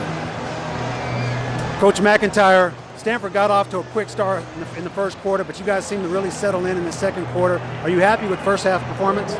No, we're down 17-3, and they got in on that 4th down play, and we screwed up a substitution on the 2-minute drive that let them get started. So, no, I'm not pleased with what we're doing. And if we just catch the football, we're going to score some points. And I challenged our receivers because we can score points, and we should have already scored 10 more points. Well, there's it's amazing, Glenn, what one mistake, and when a mistake is glaring like the dropped pass by Jabari Carr, imagine what David Fale's numbers would look like, how he might feel at halftime if that does become a 6-point play. Yeah, confidence is one thing, but then also the resulting plays after a play like that, it changes the outlook of a game. So it's hard to say what would have happened, but you get that feeling that they will miss those points dearly, number one, and you're right, it's how the numbers would look. So Williamson to kick for Stanford, second half underway. This will be Tyler Irvin from the 1-yard line. And Stanford stands him up. Good cover there by Devin Carrington played a lot last year in the secondary for Stanford. That'll be the 22-yard line where San Jose State will start. San Jose State playing its final season in what will be the final season of the WAC. There will be 7 schools. That's all that are playing football in the WAC this year. Next year, San Jose State goes to the Mountain West, which next year is actually going to look like the old WAC. Yeah, and a storied conference, you know, right here in the Pac-12. Utah used to be in the WAC. Arizona State used to be in the WAC. So David Fales back in. Liaina is the running back. And Liaina gets the handoff on first down. A nice little hole out there for a 5-yard gain. Carrington up in the secondary to make the tackle. So that's what San Jose State, they played the old PCAA, and as you see, they've sort of bounced a little bit with the changing landscape of college football here in the West, but they're going to join their old conference foes, Hawaii, Fresno State, Nevada. Utah State and San Jose State will go next year to the Mountain West. Those other 3 schools are in it this year. James Waters getting up there off the bottom. And San Jose State pushing that out. Now they'll have a short third coming. You see they came out started running the ball. Liaina, grind him a little bit. Just try to get some rhythm going. Now see, they're going to have press man, it looks like, on the wide receivers, because Stanford likes a lot of man. See if they can't get a situation they like, or at least get the first down on a run. Eskridge, the deep back, fails, play fakes to him. Under pressure, throws it out. He's got a man open. Out near midfield is Peter Tuitupo. Second big catch tonight, and it's a San Jose State first. Yeah, a little pick play. They run a wide receiver in motion underneath with a crossing route behind it. Good job by Fales knowing where he wants to go to the ball and being patient enough to wait for that window to come open and find Tuitupo. And that's what don't you respect that, Glenn? Fales knew he was going to get popped. Knew he was going to get hit, stood in the pocket. You're absolutely right, and I think that's what players on the team like to see, a quarterback that can take a shot. So now from midfield, Fales scrambling and tries to push one up the sideline. Nice adjustment by his receiver and a catch down to the 30-yard line, and that's Noel Grigsby, who outmaneuvered Terrence Brown. Well, great job by Fales. Run in the scramble drill. You take a look now. There's Grigsby right there. He decides to go deep. There's coverage, so he stops and comes up under the ball. Fales a good job keeping his eyes downfield during the scramble. Biggest play of the night, 21 yards for San Jose State. Now they give it to Eskridge. Trying to stretch it a little bit to the left. He gets 3 yards to the Stanford 27. Ryan? As you guys watch David Fales drop back to pass, I'm very impressed with San Jose State's offensive line. They're doing a great job protecting him, keeping him clean, and I think that's one of the reasons why he's been very effective tonight. Well, I like that. Ryan giving some love to the big boys. I know I had to give a little love to the offensive line. I know that's rare for me as a defensive player, but they definitely deserve it. Well, they have been facing what looks to be a superior defensive line at Stanford and done a very nice job keeping Fales upright. Here comes Tarpley on a blitz, but San Jose State picks him up, and that ball's almost picked. Over the middle, Murphy had a shot at that ball for Stanford. Yeah, Trent Murphy undercutting this route, does a nice job getting his hands out there. Coming into the right side, you'll see him just a little under route. He just stays in his zone the entire way. Fales, I don't know that Fales ever picked him up. Sometimes a quarterback stepping back, looking at safeties, will lose a guy in that flat, not see him, and he'll be able to undercut that route. And that's exactly what Trent Murphy did right there. So, an important third again for San Jose State. They need 7. They empty the backfield. Fales throws a touch ball, and Grigsby makes another terrific adjustment. Well, he picked on Terrence Brown a couple of plays ago, opposite side of the field. He goes against Barry Browning, and that's 20 yards and a Spartan first. And Noel Grigsby, again, as you said, the adjustment. Coming back shoulder, getting himself over the top, finding the ball, coming up with that catch. Noel Grigsby, again, and that's the third time this game we've seen him make an adjustment on the ball in the air. Ball skill is important for a wide receiver. So 4 catches for Grigsby. Now San Jose State first and goal, and a touchdown here clearly puts a little different spin on this game. Early third quarter. Jurich is in, runs the ball, and gets it down to the 3. So Blake Jurich makes his second appearance tonight. And you take a look, coming right at you. Jurich just waits for that double team between his tackle and his guard to block down. That gets him a nice hole in the B gap. And you wonder, does San Jose State think that their offensive line giving up some size a little bit to that Stanford D line that they can punch it in running the ball? Jurich stays in with the goal line set, and Jurich runs it in. So Mike McIntyre putting his own Tebow twist on the San Jose State offense, putting Jurich in the game in the red zone, letting him run. Yeah, putting his nose down, finding the goal line. You like what they do. They pull a backside offensive lineman. They lead with a fullback. You take a look here. Oh, you have to love good blocking at the point of attack, get your pad level down, win the leverage battle, allow your big quarterback to run behind his pads and get in the end zone. Austin Lopez kicks through the point. Well, a little different feel now early in the third quarter. Stanford jumped out 14-0. San Jose State now within 7. Now David Fales took San Jose State down the field, and then Blake Jurich, there they both are. Blake Jurich finished it with a pair of runs that punched the ball in from the 7-yard line. Yeah, great down blocking, and then you block down with Quisenberry, and you bring big Nicholas Casper around. You get a nice fullback block, opened up. I mean, it was absolutely beautiful how wide it opened for Jurich to get in there. Got to give some credit to Nicholas Casper. Out of Dana Point, another Southern Cal surfer kind of guy. Yeah, Surfer's to offensive line. It's a natural progression, isn't it? Absolutely. Here you see the drive for San Jose State. Well, Mike McIntyre, we talked about this at the first quarter. You could see the fear building. You don't want to get hammered early. Now in the third quarter, this is just where you want to be. It's within a score. Yeah, he'd like to have that one back and be within the field goal, but you're absolutely right. Got to like where his team sits right now. Kickoff by Wade. This will be a short kick, run back from the 8-yard line. And it's Ty Montgomery getting the shot. First kickoff he's run back tonight. And David Shaw saying he's going to kind of spot Montgomery a little bit on the kick return.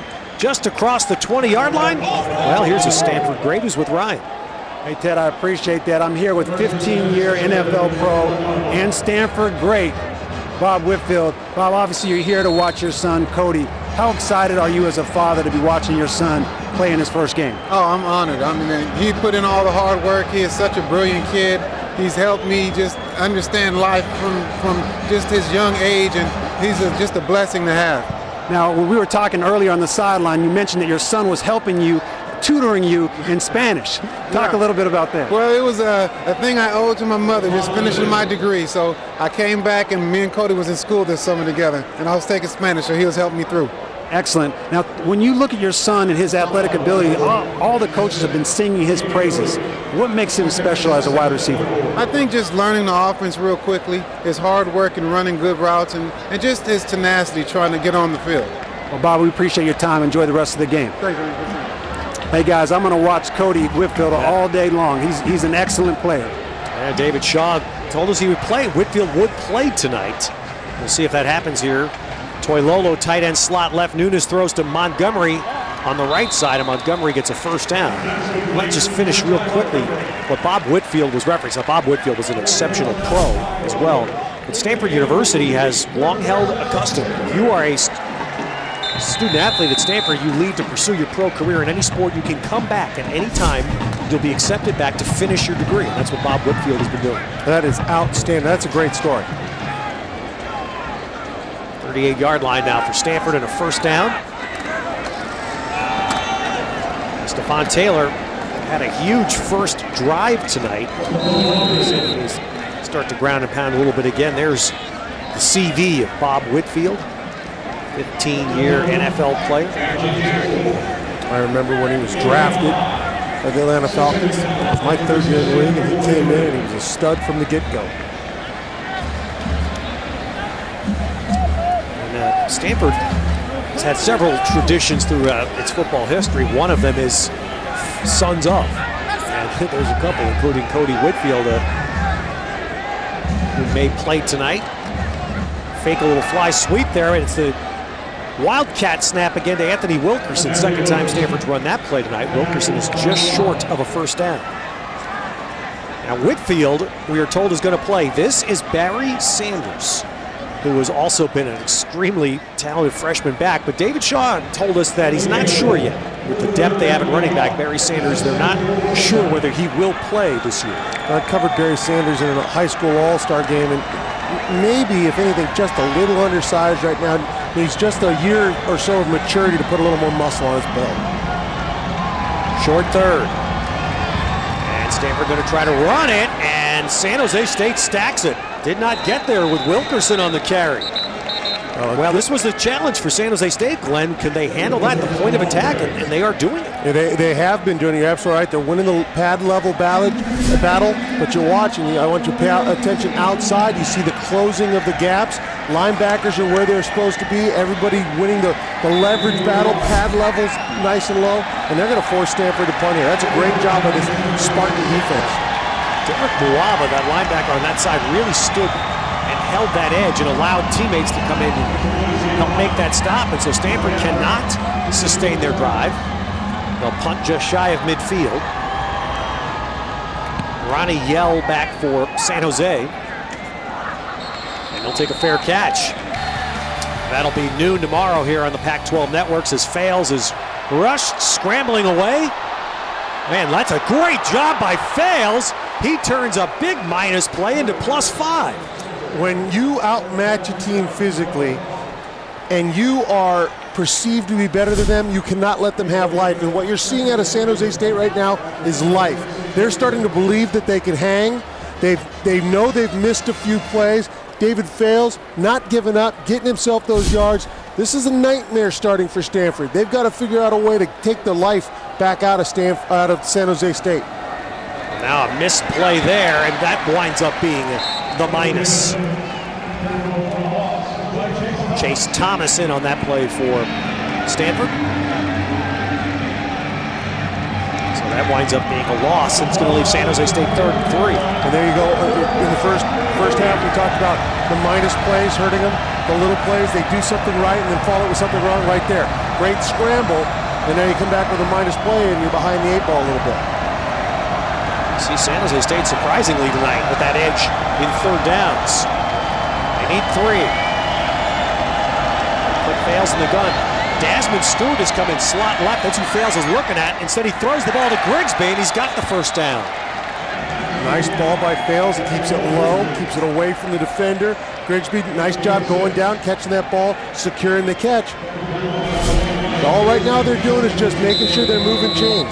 And you look at Fales, I like the fact he's not happy with his feet. He's not trying to find a place to bail. He knows where he wants to go with the ball. He's being very decisive right now.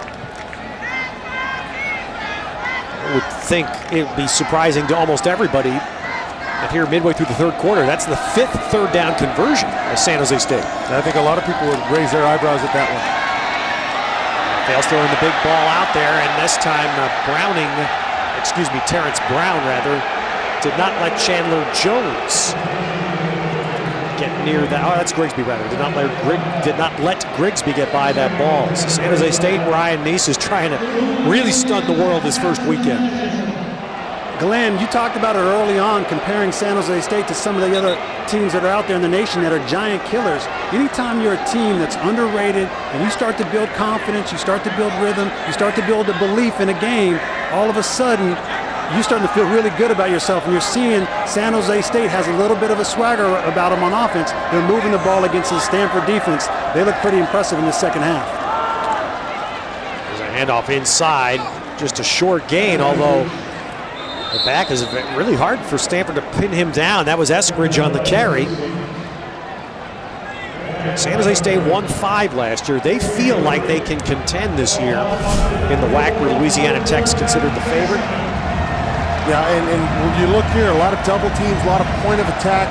What they're trying to do is get 2 bodies on one on the down and slip somebody into that backer spot, let your running back get a little bit of that daylight and go. It wasn't a big game, but they're starting to have that attitude. They're starting to play with a little attitude. 5 defensive backs for Stanford, a long third down for San Jose State. And Fales throws the out, and that's Carr. He just turned just past the stick. Pushed Wayne Lyons, the cornerback, back. Awareness right where he needed to be. Yeah, too much cushion on your wide receiver, and a job by Fales of being decisive with the ball and getting some zip on it. That's a long throw. From that hash all the way to the sideline, that's a pretty long throw for a quarterback. And really is, in a start for him that he's come out very strong this second half. 2 more third down conversions in this drive for San Jose State. They now have 5 first downs already in the third quarter. And it's pretty much these little sideline throws. Another one to Jabari Carr. As long as your DBs are going to give you that much cushion, it's a long handoff. Take it. We saw Stanford take it. San Jose State's just taking a page out of their playbook. 6 yards on first down. Stanford led this game 14-0, looked totally comfortable, and San Jose State, just really the best way to say it is they got themselves right early in the second quarter. They stayed around, and now they're threatening. Fales has a man open in the middle. Hands catch by Tui Tupou. Yeah, Tui Tupou, all he did was run. All he did was run the seam. And the minute the void behind the linebackers and in front of the safeties opened up, he sat into a window, and Fales pressure right on him. You know what? Look at that. Nothing. Early in the game, there were some hits. I was going to ask you that question, Glenn. Doesn't seem like Stanford has put the pressure on Fales that they would have expected. Yeah, he takes a late shot there, but Fales was able to step up in the pocket and throw on rhythm. I mean, they really have not taken the shots at him you would have thought they'd have been able to get. So now at the Stanford 38, it's a first down handoff. Eskridge slanting to the left, gets a couple. James Vaughters, that regarded inside linebacker for Stanford, on the tackle. We follow the Pac-12 as we start this conference football season, to follow everything about this conference and to follow the schedule for the Pac-12 Networks. Just go to the new website. This new address, it is pac-12.com. It's big.com.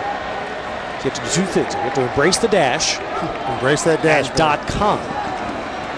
Option pitch, that was dangerous. Eskridge had to reach behind to corral it. He did, and actually gained a couple. I'll tell you, the website's great. Go there and that schedule, you can filter by everything. I love that thing. But here you go. Here's that pitch you talked about. Little dangerous. Fales does not quite put it on him. Puts it behind him. That's what we talk about, that timing. Now the timing's off, your blocks are off, and instead of being a 6-yard gain, it's a 3-yard gain. Well, Stanford's defense needs to make a stand here. They've allowed a couple of third conversions on this drive. 3rd and 5 now. It is Jurich in the game, going to run the ball. And Jurich almost broke it. Carrington saved it for Stanford. And you see the emotion. You see the swing. San Jose State believes. Take Fales out, put in Jurich, run that zone read.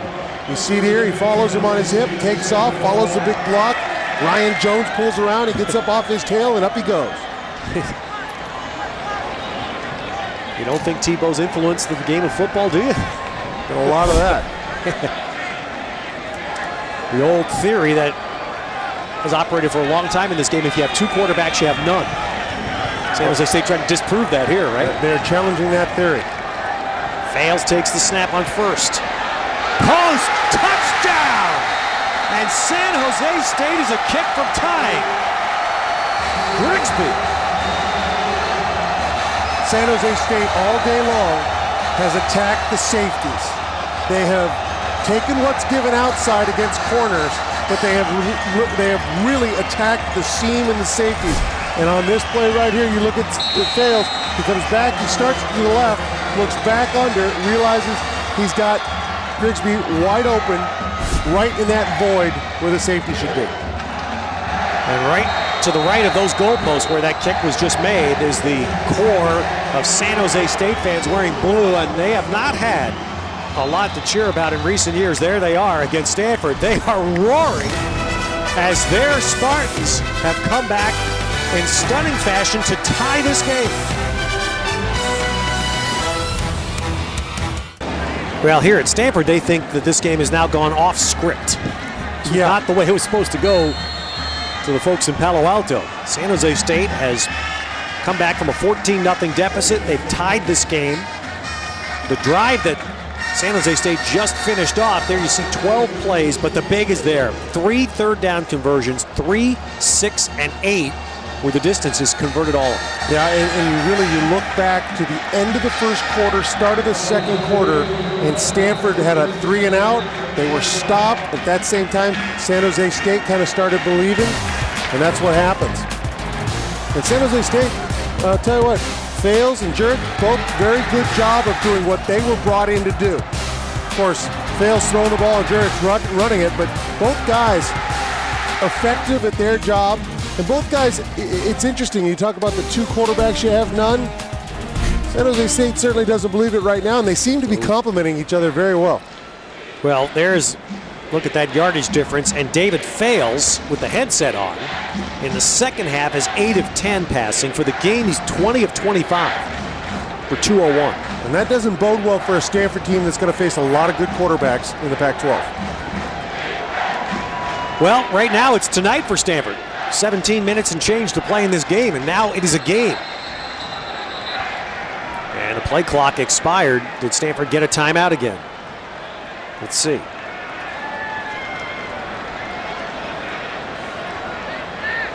Of course, line judge coming over to talk to the referee, Jack Wood. Coach Shaw not happy, as you can tell. But is a coach ever happy? Most coaches I knew were very happy. I was going to say, can you name 3? Yeah. Timeout, right. Stanford. Their first charge timeout of the half. All right, so the ruling by the officials is that the timeout was granted. Well, the last time these teams played at Spartan Stadium in San Jose was the last time San Jose State won, and here's a reason why. James Jones, you see him play now on Sundays for Green Bay. This 42-yard spectacular run puts San Jose State up. And another player who's in the NFL seals the game. Dwight Lowry picks off that Trent Edwards pass, and San Jose State, which had a 9-win season that year. Under Dick Tomey. I have a lot of love for that man. He was my college coach for my career at the University of Arizona. A gentleman. You see the last time San Jose State won here. There have been a lot of connections between these schools. Of course, this is the Bill Walsh legacy game. Bill was honored, his memory was honored at halftime. Bill Walsh, a San Jose State graduate, twice the coach and once the athletic director here at Stanford. All batted down to the line there as Nunes' pass. The second one he's had swatted down, and that's the older brother, David Tuitupo. Again, you can't get to the quarterback. What do? You hands up, picket fence, knock the ball down. It's good coaching by the Spartan coaching staff. Nunes there's Tuitupo. Gets his hands up. Wasn't close to the quarterback, got his hands up, affected the same thing. Stanford needs a spark now on offense on 2nd and 10. Can they ground and pound? Well, they try it there with Taylor, and it's short gain, just 2 yards. Muava for San Jose State. Spartan's got a lot of life right now. Defense is feeding off the success of that offense. They're starting to move. They're starting to win the leverage battle. Take a look at Stephon Taylor. Look at the color. A lot of the opposing color where he was running. So Stanford faces a long third here. That's Kent Berrigan with the glasses on, who was a coach here. You see the length of time, and that included the last time Stanford won the Pac-10 that he went to the Rose Bowl, 1999 season. He was the D coordinator. Third down. Extra people coming, and the extra man bumps Nunes and then forces a throwaway. So that late blitz up the middle by Vince Buhajar. And he thought, and he hit Nunes. Nunes did not go down, but it disrupted the play. Yeah, you take a look. This is middle cross dog. And you get a running back trying to cut that Mike linebacker and misses him, as you said. Buhajar comes free, needs to make that tackle, but disrupts it enough that Nunes can't get the ball out in time, and there is no first down. Well, this third quarter has been all San Jose State. Stanford led 17-3 as we started the second half. Now San Jose State will take possession of the ball and a chance to drive for the lead. This game that, after the passing of Bill Walsh in 2007, became known as the Bill Walsh Legacy Game. Of course, Bill, his college coaching was done here at Stanford in 2 separate stints. He was also the athletic director, the last position he held here at Stanford, interim athletic director. But he's a San Jose State graduate, and that is a plan on the San Jose State campus. They're going to build a new football center, which will be named the Dick Vermeil Football Center, another Spartan graduate, but within it will be the Bill Walsh Legacy Center. Bill's son, Craig, donating many of Bill's materials on leadership and mentoring for that program to develop at his alma mater. And the tentacles growing further. David Shaw played here at Stanford for Bill Walsh in Bill's second coaching tenure. And what David Shaw talked to his team about this week about the Bill Walsh Legacy Game was about the fact that Bill Walsh loved to box. He was a boxer as a young man and loved boxing analogies, and talked to his team about how Bill preached first strike, constantly be aggressive. And right now Stanford needs that because they're being pushed back a little bit. And they need that leadership that we talk about with Bill Walsh, because they need that defense to respond. They need that defense to step up. They just had something go wrong. They need to come back, respond. It's not how you react, it's how you respond. See if they can't make something happen for their offense now. While Nunes and the offense trying to regroup for Stanford, this is what the Cardinal defense needs. They have not been good on third down tonight. And now they have a chance to get the ball right back if they can hold here on 3rd and 12. And the question is now for Stanford, do you sit back, keep them in front of you and tackle, or do you attack that quarterback and try to make a play? Derek Mason, the defensive coordinator. Let's see how he plays this. In the pistol, a pitch to Eskridge, getting outside. Ball pops free, Stanford has it. Eskridge was not going to get the first down, and then Jarek, see who that is. There's 2 15s on the field, so we'll make sure we get the right man. That's Amonum, who recovers the fumble after it was jarred free. Uswa Amonum is the nickel back for Stanford. And there you see, it looks like Anderson got in there. And they did a great job. They dropped back in zone, they read the play, and then they attacked the ball when it came up, popped that ball loose. So Stanford with the takeaway, and starting at the San Jose State 38. Ball thrown high, well that's where you want to throw it. And the first catch tonight for Levine Toilolo, who's another one of the tight end weapons here at 6'8". And you kind of wondered when they were going to start attacking with Toilolo. Everything he's run so far has been an underneath route. He really hasn't run anything deep. With his size, with his height and his length, you got to start attacking the seam and attacking the safeties. That'll open things underneath for your wide receivers on drag routes, which will then get them into space. So 13 yards and a first down. So Stanford right now is at the 25-yard line as the quarter expires. Well, for the Stanford Cardinal, they're going to try to have a real significant case of amnesia here, because that third quarter they want to forget. It was all San Jose State. 14 Spartan points, and we are tied heading to the fourth.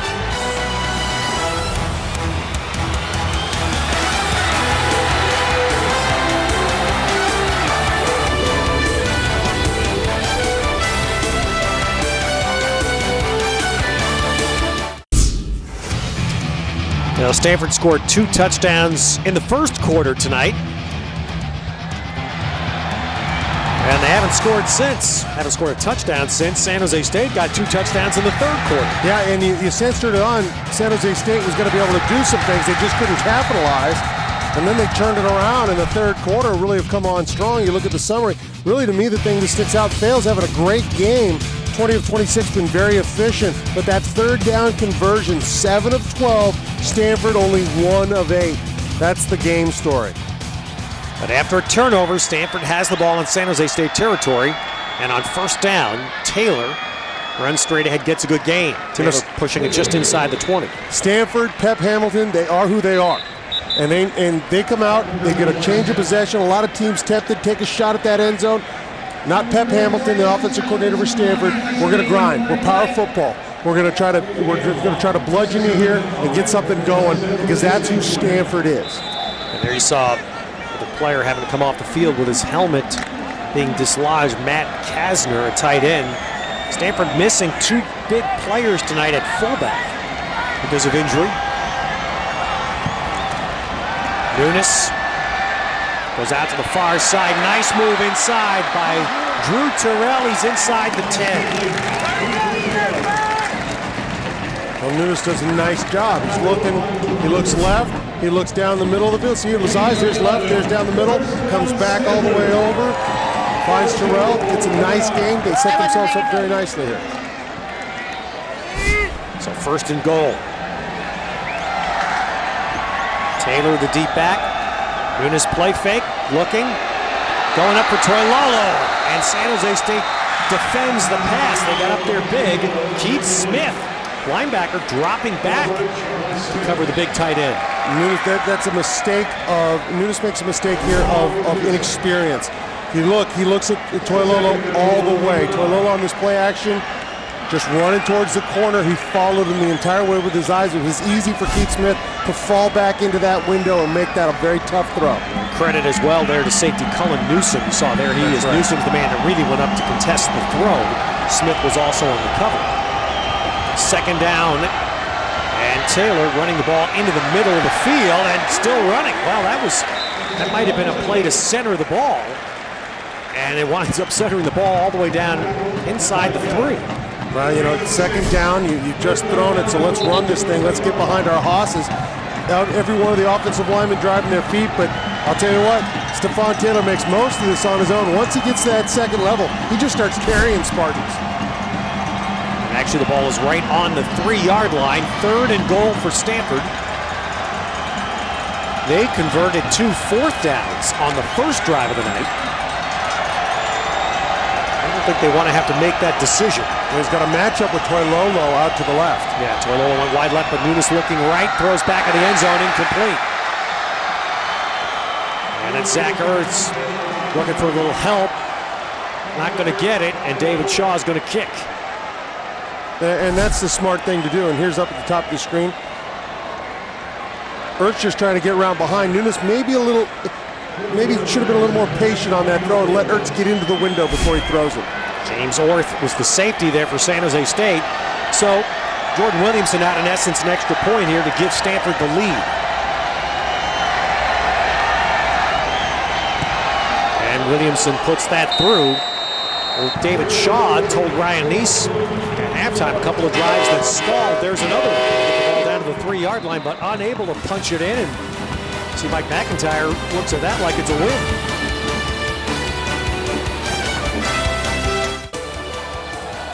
And on this opening football weekend, surprisingly close fourth quarter game here at Stanford Stadium tonight. And that kickoff's going to be ruled to have gone out of bounds before it crossed the pylon. Kickoff out of bounds, kicking team. Ball will be placed at 35-yard line, first down. So there's a mistake by Williamson, and that's costly. That'll upset David Shaw. Yeah, 10 yards of field position. Now, and you know what? You have to love David Shaw's demeanor, though, there with his quarterback talking, doesn't seem upset. That helped. That's a lot of confidence instilled in you. We went away after that field goal, and you saw what a juxtaposition. Mike McIntyre acted like his team had just won. David Shaw looked like his team had just lost. And he should. You know, San Jose State right here, they fumbled the ball, and their offense now wants to get something back because their defense stepped up big time and held Stanford to a field goal. So look for San Jose State here to come out with a lot of emotion on offense. After Stanford had first and goal, and San Jose State forced him to kick. So now the Spartans start with this good drive start, 35-yard line. Fails, corner pressure, I'm on him.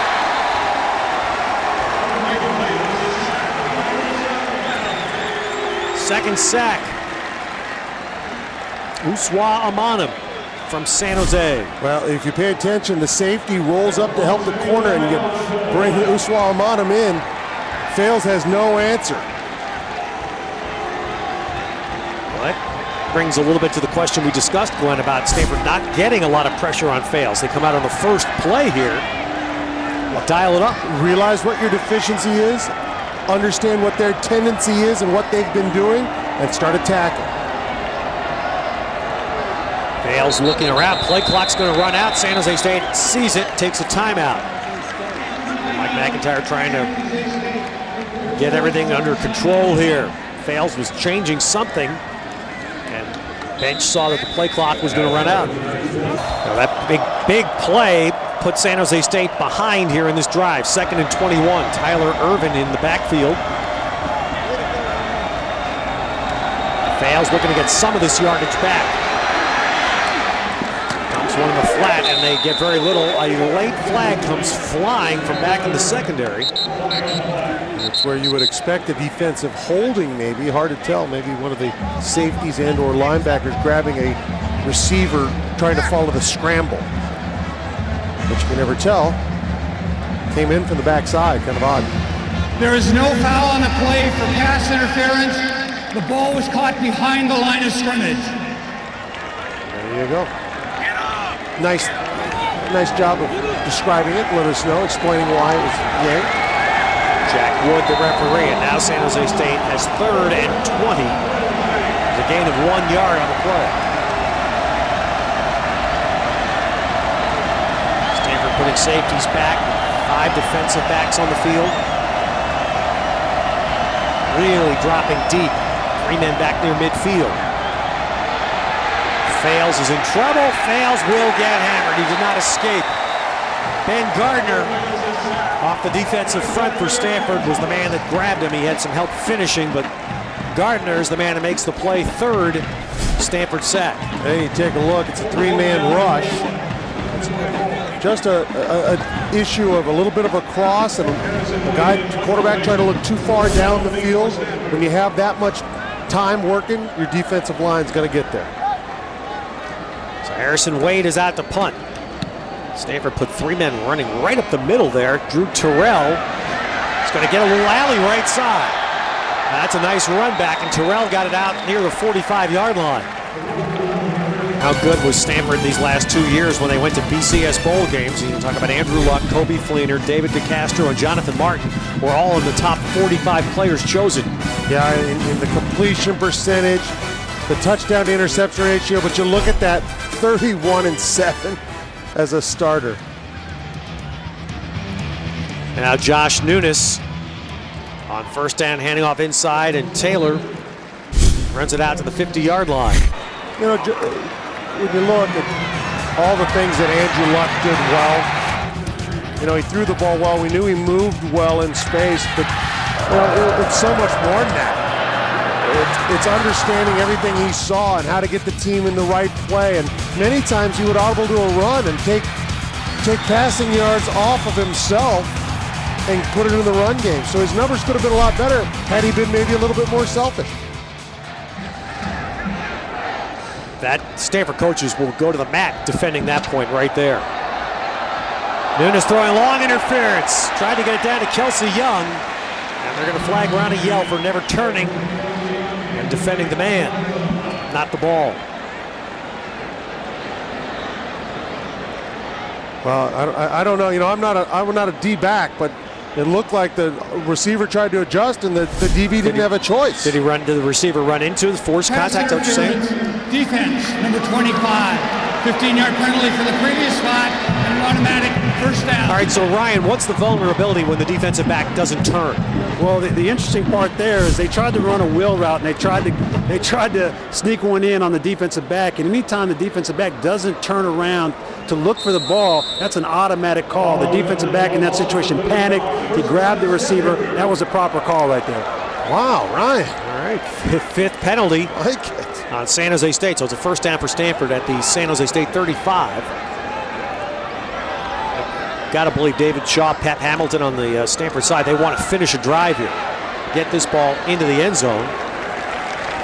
On the run there, that is Ricky Seal. The one thing that, finishing up on Luck, Josh Nunes, he asked him a couple of times over the last 2 weeks. I've asked him, about playing behind Andrew Luck for a few years, and he said the one thing you learn, preparation. That's the word. He said, no matter what time I would get to the film room, I could never beat Andrew Luck there. And now Nunes has gone out wide left in the Wildcat with Wilkerson. Going to fake the handoff. Wilkerson keeps it. Runs it down near the 25-yard line. Looks like they're going to mark it just short of the first down. Stanford lost another player that they used to run this kind of thing with, Tyler Gaffney, who follows in the great Stanford tradition of two sport players. Tyler Gaffney, after this past spring, elected to continue to concentrate on baseball, no longer play football. You know, and so many schools discourage their players from playing one sport or the other, depending on the coach of the basketball team doesn't want his player to play on the football team. I like the fact that Stanford embraces that. It harkens back to the sportsmanship of what college athletics is really about.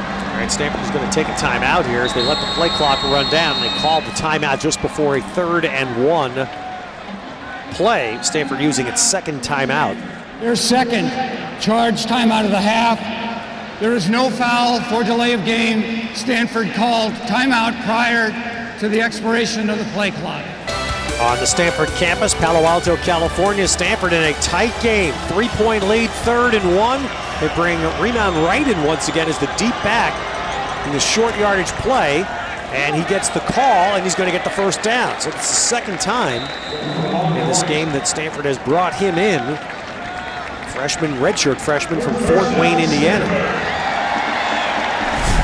And again, it's the leverage battle. Look at offensive linemen, one hand on the D-line, one hand on the ground to keep themselves low, roll their hips, run behind their pads. That's a good job by the offensive line there. It's interesting. You know I'm an offensive lineman. I like to talk about them, but Stanford's one of those teams. There's a couple where it's so old style. It's so much fun to watch.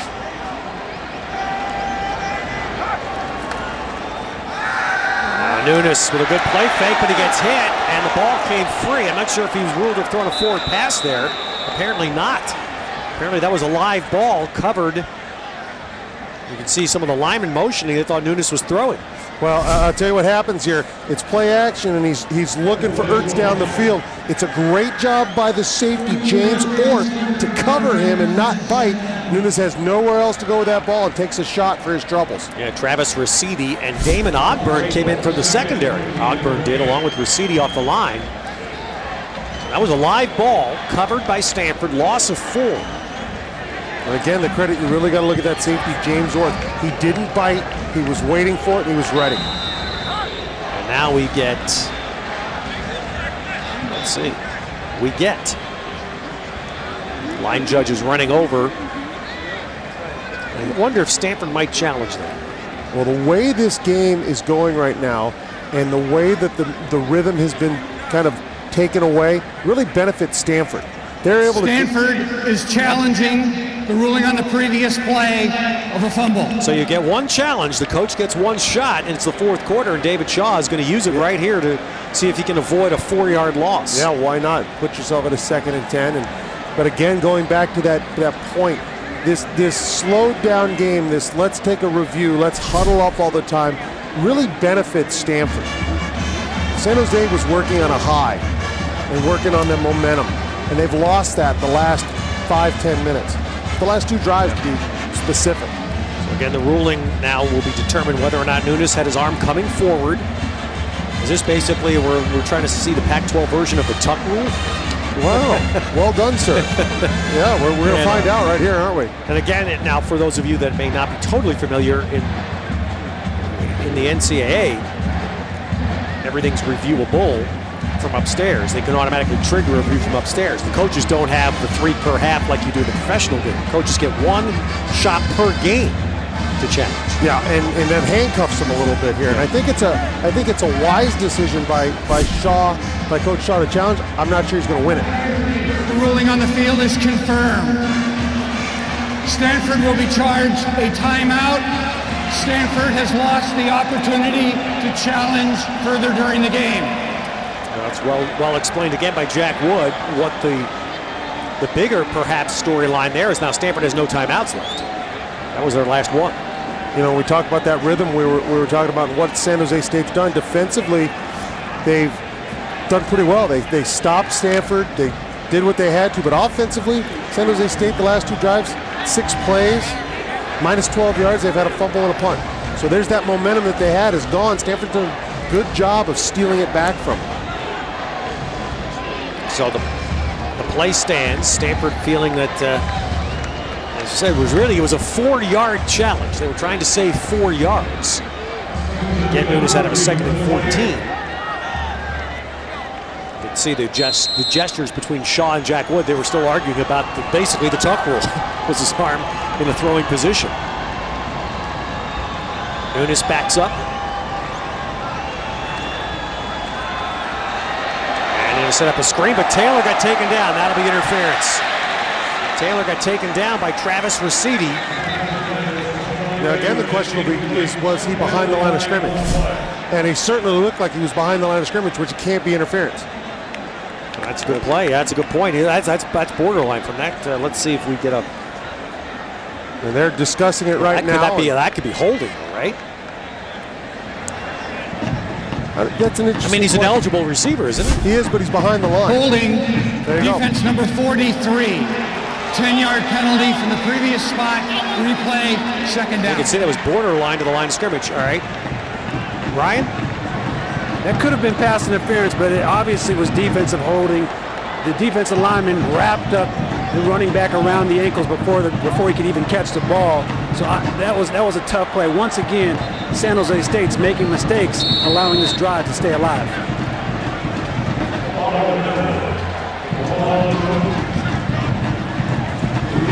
So now the penalty's a yardage mark-off, but it is not a first down.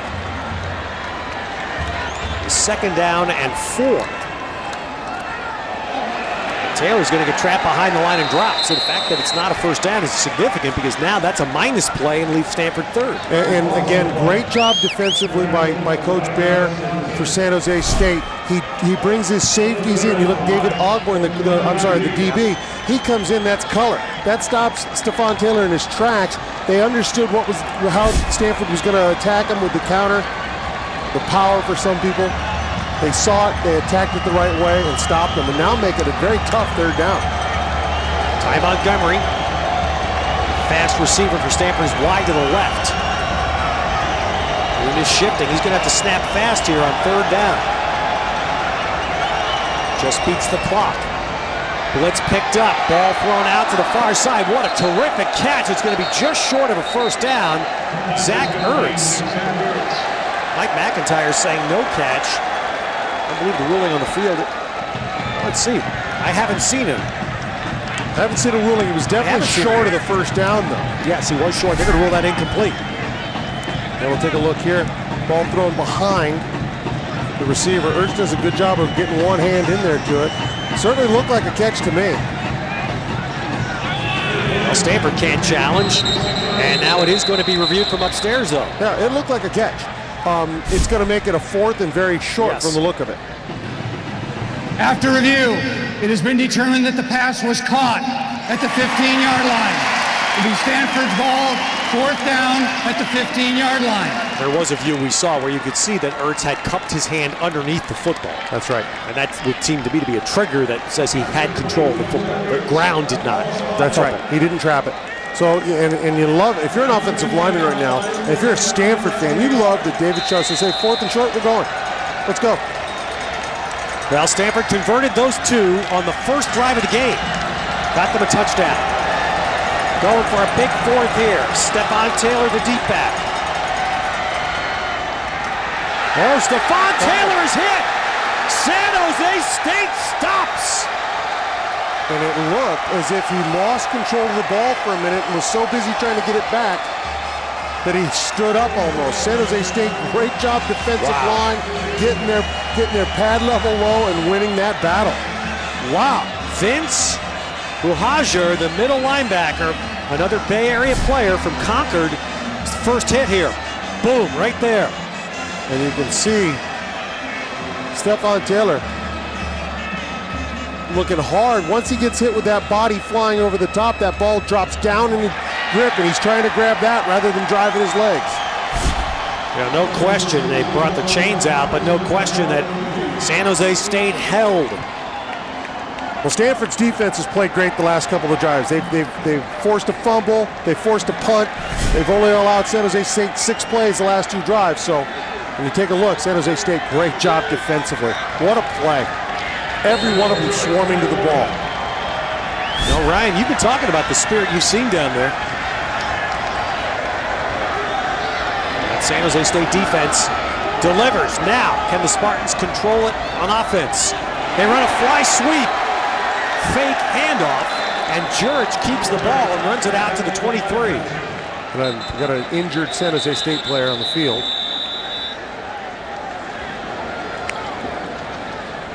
That's going to be the center, Ruben Hassani. Well, you take a look, fake fly sweep. Chase Thomas, great job of sniffing it out. Unfortunately, he sniffed out the wrong player. Now, of course, San Jose State uses a lot of shotguns, so that's easier for your center. But now if I'm Stanford, what am I doing? I'm putting my biggest guy on his nose, and I'm jumping it. And I'm making him very nervous with that snap every time. Did you play with much shotgun, Glenn? I did. How many guys would your teams have practiced the shotgun snap for situations like this? How many guys could do it? Well, many could do it, but we'd only ever have 2 practice it. So it's Nicholas Kaspar that's going to move over. The right guard is moving over to snap at center. Schweitzer comes in to play right guard. And Jurich is going to hand the ball off, and Tyler Irvin is smothered in the backfield. Loss of yardage, and that's Amanam again, the nickel defensive back. So 3rd and 6 now for San Jose State. Fails the quarterback. Shotgun snap smooth. Quick throw far, or near side rather, is wide, intended for Jabari Carr. So the Stanford defense once again. Well, Stanford defense has started to bring pressure the last few drives, and credit them, the last 3 drives, Stanford's defense has been stellar. Chase Thomas there with the backside pressure on Fails. So Harrison Wade out to punt.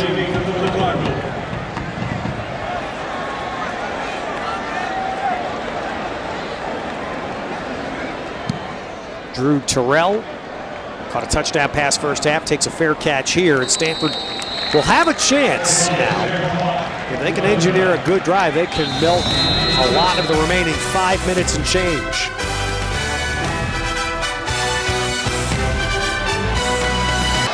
Wearing number 42 there is Stanford linebacker Alex Debniak. Had a big role in our Quicken Loans amazing play of the game. Quicken Loans engineered to amaze. Yeah, came up, got that arm in, knocked that ball loose.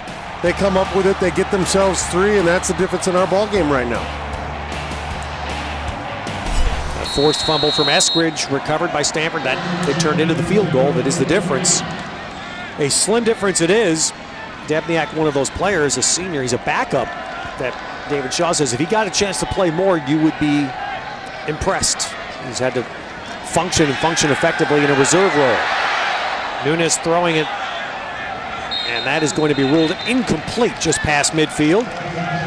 Now, for Terrell. Offensive linemen and your big guys up front take a pointed pride in having what's called the 4-minute offense. Now with 5 minutes to go, it's 2nd down. You've got to be able to get at least 2 or maybe 3 first downs, and you can own the clock and the game's over. And this is a point of pride. Like 2-minute is for a quarterback, 4-minute is for the offensive lineman.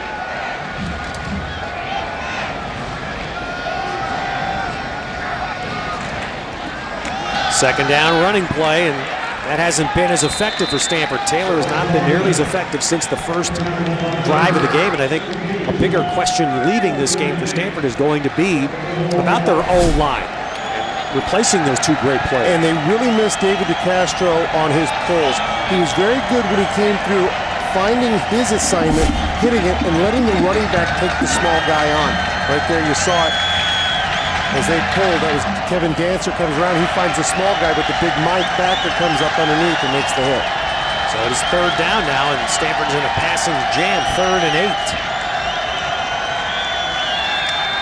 Taylor stays in, throws a nice block. Big ball down here for Montgomery, and he dropped it. Might have been the ball game. Just might have been. You're absolutely right. And San Jose State is thinking turnabout is fair play. And here's this ball. Montgomery has to wait on it just a little bit. It's right in his hands. And sometimes those are the hardest ones to catch.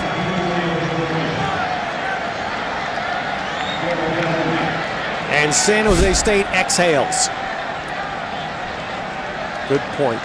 Zaglinski punts it. And a fair catch taken, so San Jose State will get another shot here at 4:14 to play. Down 3 at their 20-yard line.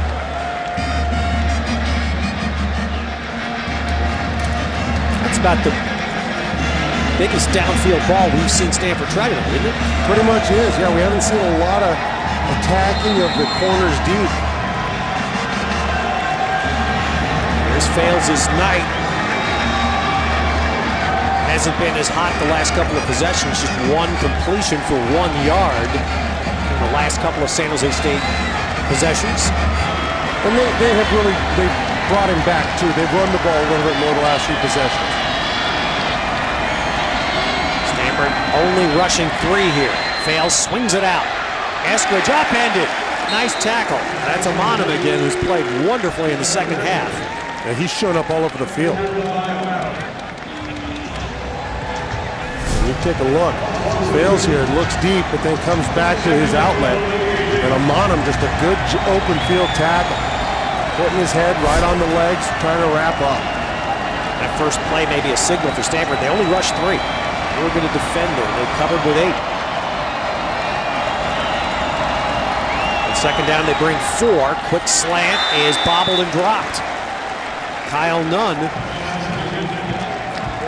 And I think Mike McIntyre's words at halftime are ringing true now as well. His receivers have not helped Fales a lot as they could, especially in this fourth quarter. Yeah, and to his receivers, you also have to think Fales needs to maybe just take it back a notch and slow it down. He's so anxious to get the ball out of his hands.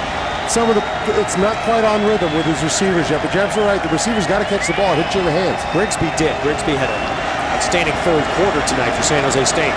Now third down. Stanford showing Tarpley blitzes middle. Stunt by Thomas. Ball is thrown and dropped again by Nunn.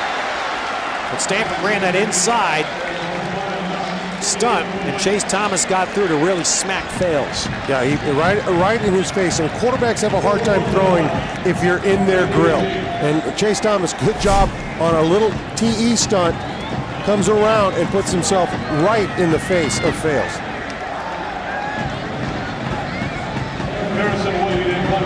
And Kyle Nunn has to come up with that ball. It's not a game changer, but it's certainly for him, it's important to make sure you make that grab. So fourth down, we're getting into a punting battle here in this 3-point game. Terrell takes the fair catch, 34-yard line of Stanford. Stanford is pretty much 2 first downs is what they need here. And they can make sure they get out of here with a tight victory next Saturday, a week from tomorrow night. 7:30 game against Duke. That'll be right here on the Pac-12 Networks. And then, as we referenced, it's tough. USC at Washington. And this year, a scheduling quirk, the annual big game, Stanford Cal, being played in the middle of October.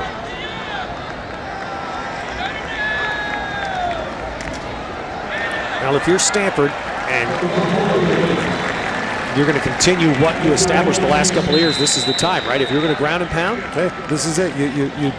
You hand it off to Stephon Taylor. You pull one of your guards, you either X blocks or pull him, and you run your tight ends and maybe a couple extra tackles in on the side, and you grind for a few minutes here and see if you can't wrap this thing up. Mike McIntyre on the San Jose State side using a timeout. He has 1 left. Mike McIntyre went coached under Bill Parcells in the NFL, as you see their upcoming schedule. He was at Duke as an assistant coach when San Jose State hired him. But he had a great coaching name, John Ralston. John Ralston, one of the men who's coached at both of these schools, of course, took Stanford to Rose Bowls a while back. And Mike McIntyre had John Ralston, who's still at San Jose State, speak to his team about the Bill Walsh legacy this week.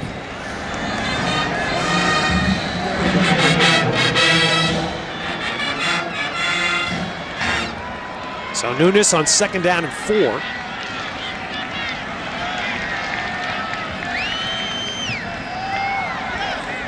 And Stephon Taylor, nice drive by Taylor, but he is just short. And now Mike McIntyre is going to use the last timeout, so he's basically rolling it all here on this next play. That's right, and his defense has come up repeatedly throughout this game and done a very nice job, but now they really need to stop. It's Stephon Taylor. Another good job keeping his feet going, grinding, protecting the ball. That's very important. You lose sight of the fact that sometimes guys grind and try to get those extra yards, keep the ball away from their body, don't have 3 points of pressure, get it knocked away. Not Stephon Taylor. So Taylor, again, much of that, even a lot of that first half number came on the first drive. So now it's a battle of wills, isn't it? Is Stanford willing to just line up and say, I know, you know we're going to run it, but we're going to run it anyway?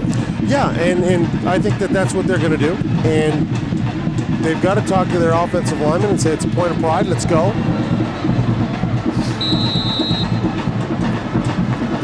Brian, what's your take?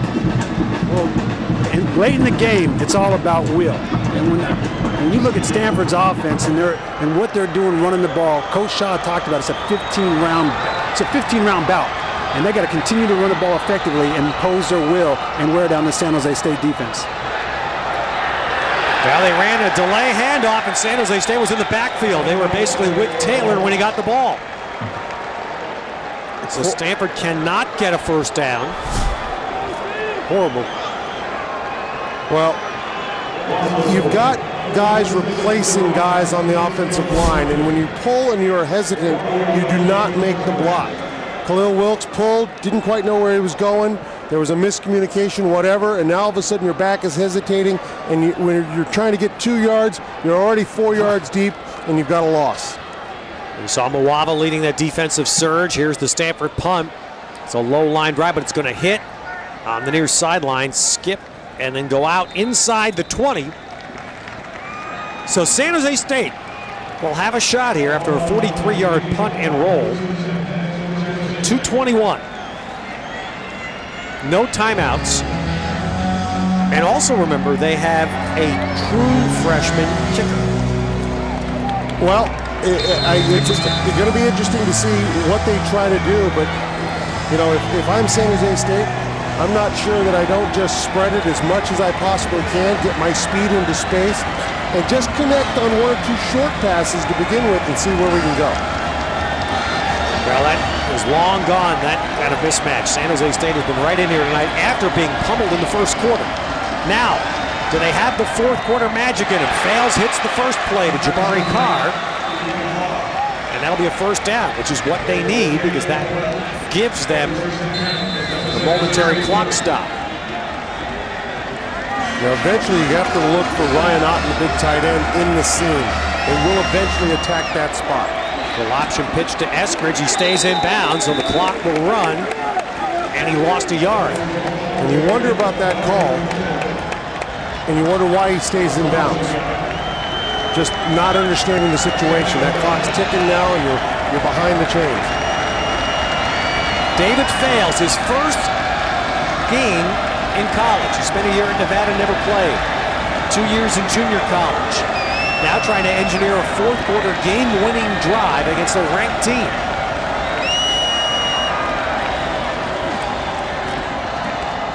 Throws the out, nice catch, and Grigsby got the sideline and got out of bounds. And you can see Coach McIntyre saying, let's go, hurry up, let's move. Oh, are they ruling that an incompletion? I believe they're ruling that a bobble as he went out of bounds. Oh, take a look, here's the replay. Tough. Yeah, that's the ruling on the field. Well, we'll see if they're going to review that thing. It's a good call by Sam Polis there, helping us out. Ruling on the previous play was an incomplete pass. Previous play is under review.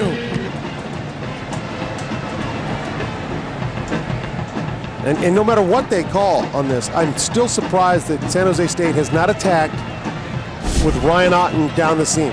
He's here we go. Line. It will be third down, San Jose State at the 35-yard line. All right, they did rule it a catch. So apparently pinning against your leg counts as a catch. Well, our man, advanced football knowledge from Sam Polis here, was exactly right. So that's a completed pass. It is 3rd and 5 now for San Jose State at their own 35. The clock is going to stop either way because Rigsby was out of bounds. So it's 1:25 to play. 7 third downs converted tonight. Does Fales have another one in him? No. And A.J. Tarpley flew in front there and nearly picked it. So now San Jose State is down to their last gasp. Well, they were trying for Ryan Otten there, but they ran him on a run to the sticks rather than running him vertical past the safety. I got to go vertical with him. I got speed with him. I got to use him that way. A little smack by Ben Gardner at the end, so this is it. San Jose State must convert. Their first 4th down play tonight.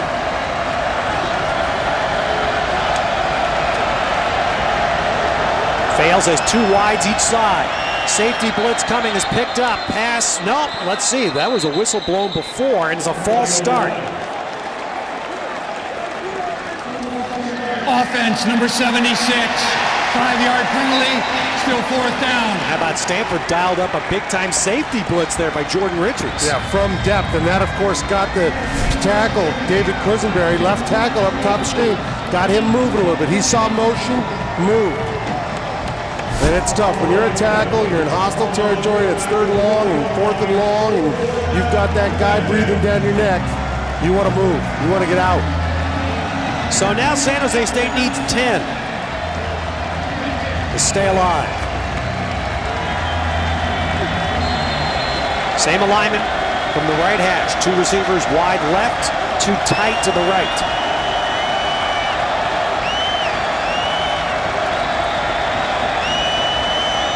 Only 3 rush. Fales, breaks away. Now throws one up the middle. Intercepted. And Reynolds. And finally, Stanford can feel safe.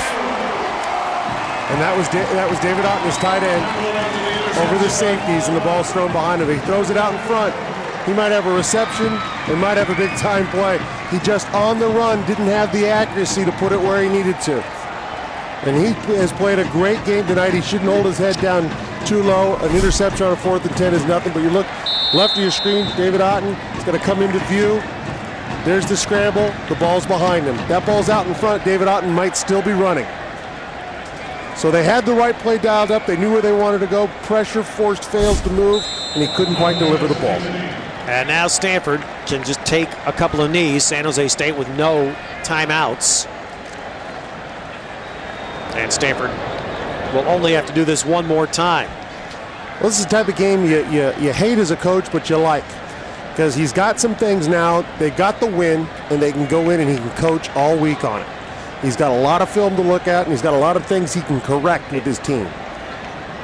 It's amazing to look again at the facial expressions. You would not know from that who's going to walk out here with the win as the coach. And Mike McIntyre obviously is going to take this, as he openly said last week when I went to one of his practices. Look, this is the best team we're going to play all year. Stanford knows they've got a huge test in 2 weeks when USC comes here to preseason number 1.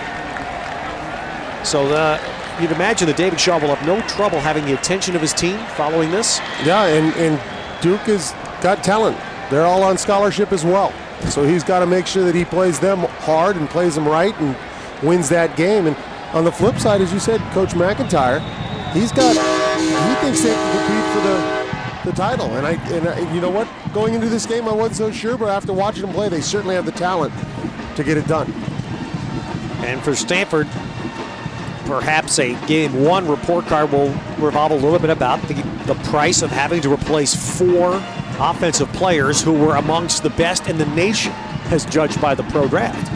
You can't maybe it's not just to snap fingers to replace those 4 guys. That's right, and it's the experience you lose, it's the knowledge in every situation that you lose, and it's understanding that on any given down, one of those 4 guys that is replacing them can make a mistake that you would not have had the previous year. All right, let's hear now from David Shaw. We go back down to Ryan. Thanks, Ted. Coach, your team was in a dogfight tonight. They showed character. They fought through adversity. You found a way to get a win. What are your takeaways from tonight? You just said it. That's the biggest positive, that our guys kept fighting all the way. We made a lot of mistakes. And you know what? Give Coach Mack and his team credit. Kent Bear, defense coordinator, does a heck of a job. Has done it here at Stanford. Has done it at Notre Dame. He's done it at Washington. He's been very good. Our guys responded to some challenges that we made for ourselves that we got to get back and get fixed. It's got to feel good, though, that your defense was able to step up and get you some key stops late in the game. That was big. That was big. If we play like that the whole game, this game would have been a lot different. I put a lot of pressure on our defense. Our defense gets a lot of praise, and we're on all kinds of watch lists, all kinds of watch lists. Those things don't matter. Only thing that matters is how you play between the lines, and we didn't play well enough tonight. Well, Coach, congrats on your first win. Best of luck the rest of the season. Thank you. Back up to you, Ted. Well, that's about what I would have expected to hear. How about you, Glenn? Yeah, that's what you expect from a coach that knows what he wants to tell his team, knows what he saw, and I think he's excited for the future, but knows he's got a lot of work to do. Well, I would tell you this. It's a different era Stanford football created over the last 5 years. Expectation. The standards are much higher. And Stanford tonight had to sweat it out, winning 20-17. Our game tonight produced by David Feldman, directed by Mike Bird. Thanks to our entire crew. For Glenn Parker and Ryan Neese, I'm Ted Robinson. Thanks for joining us on the Pac-12 Networks.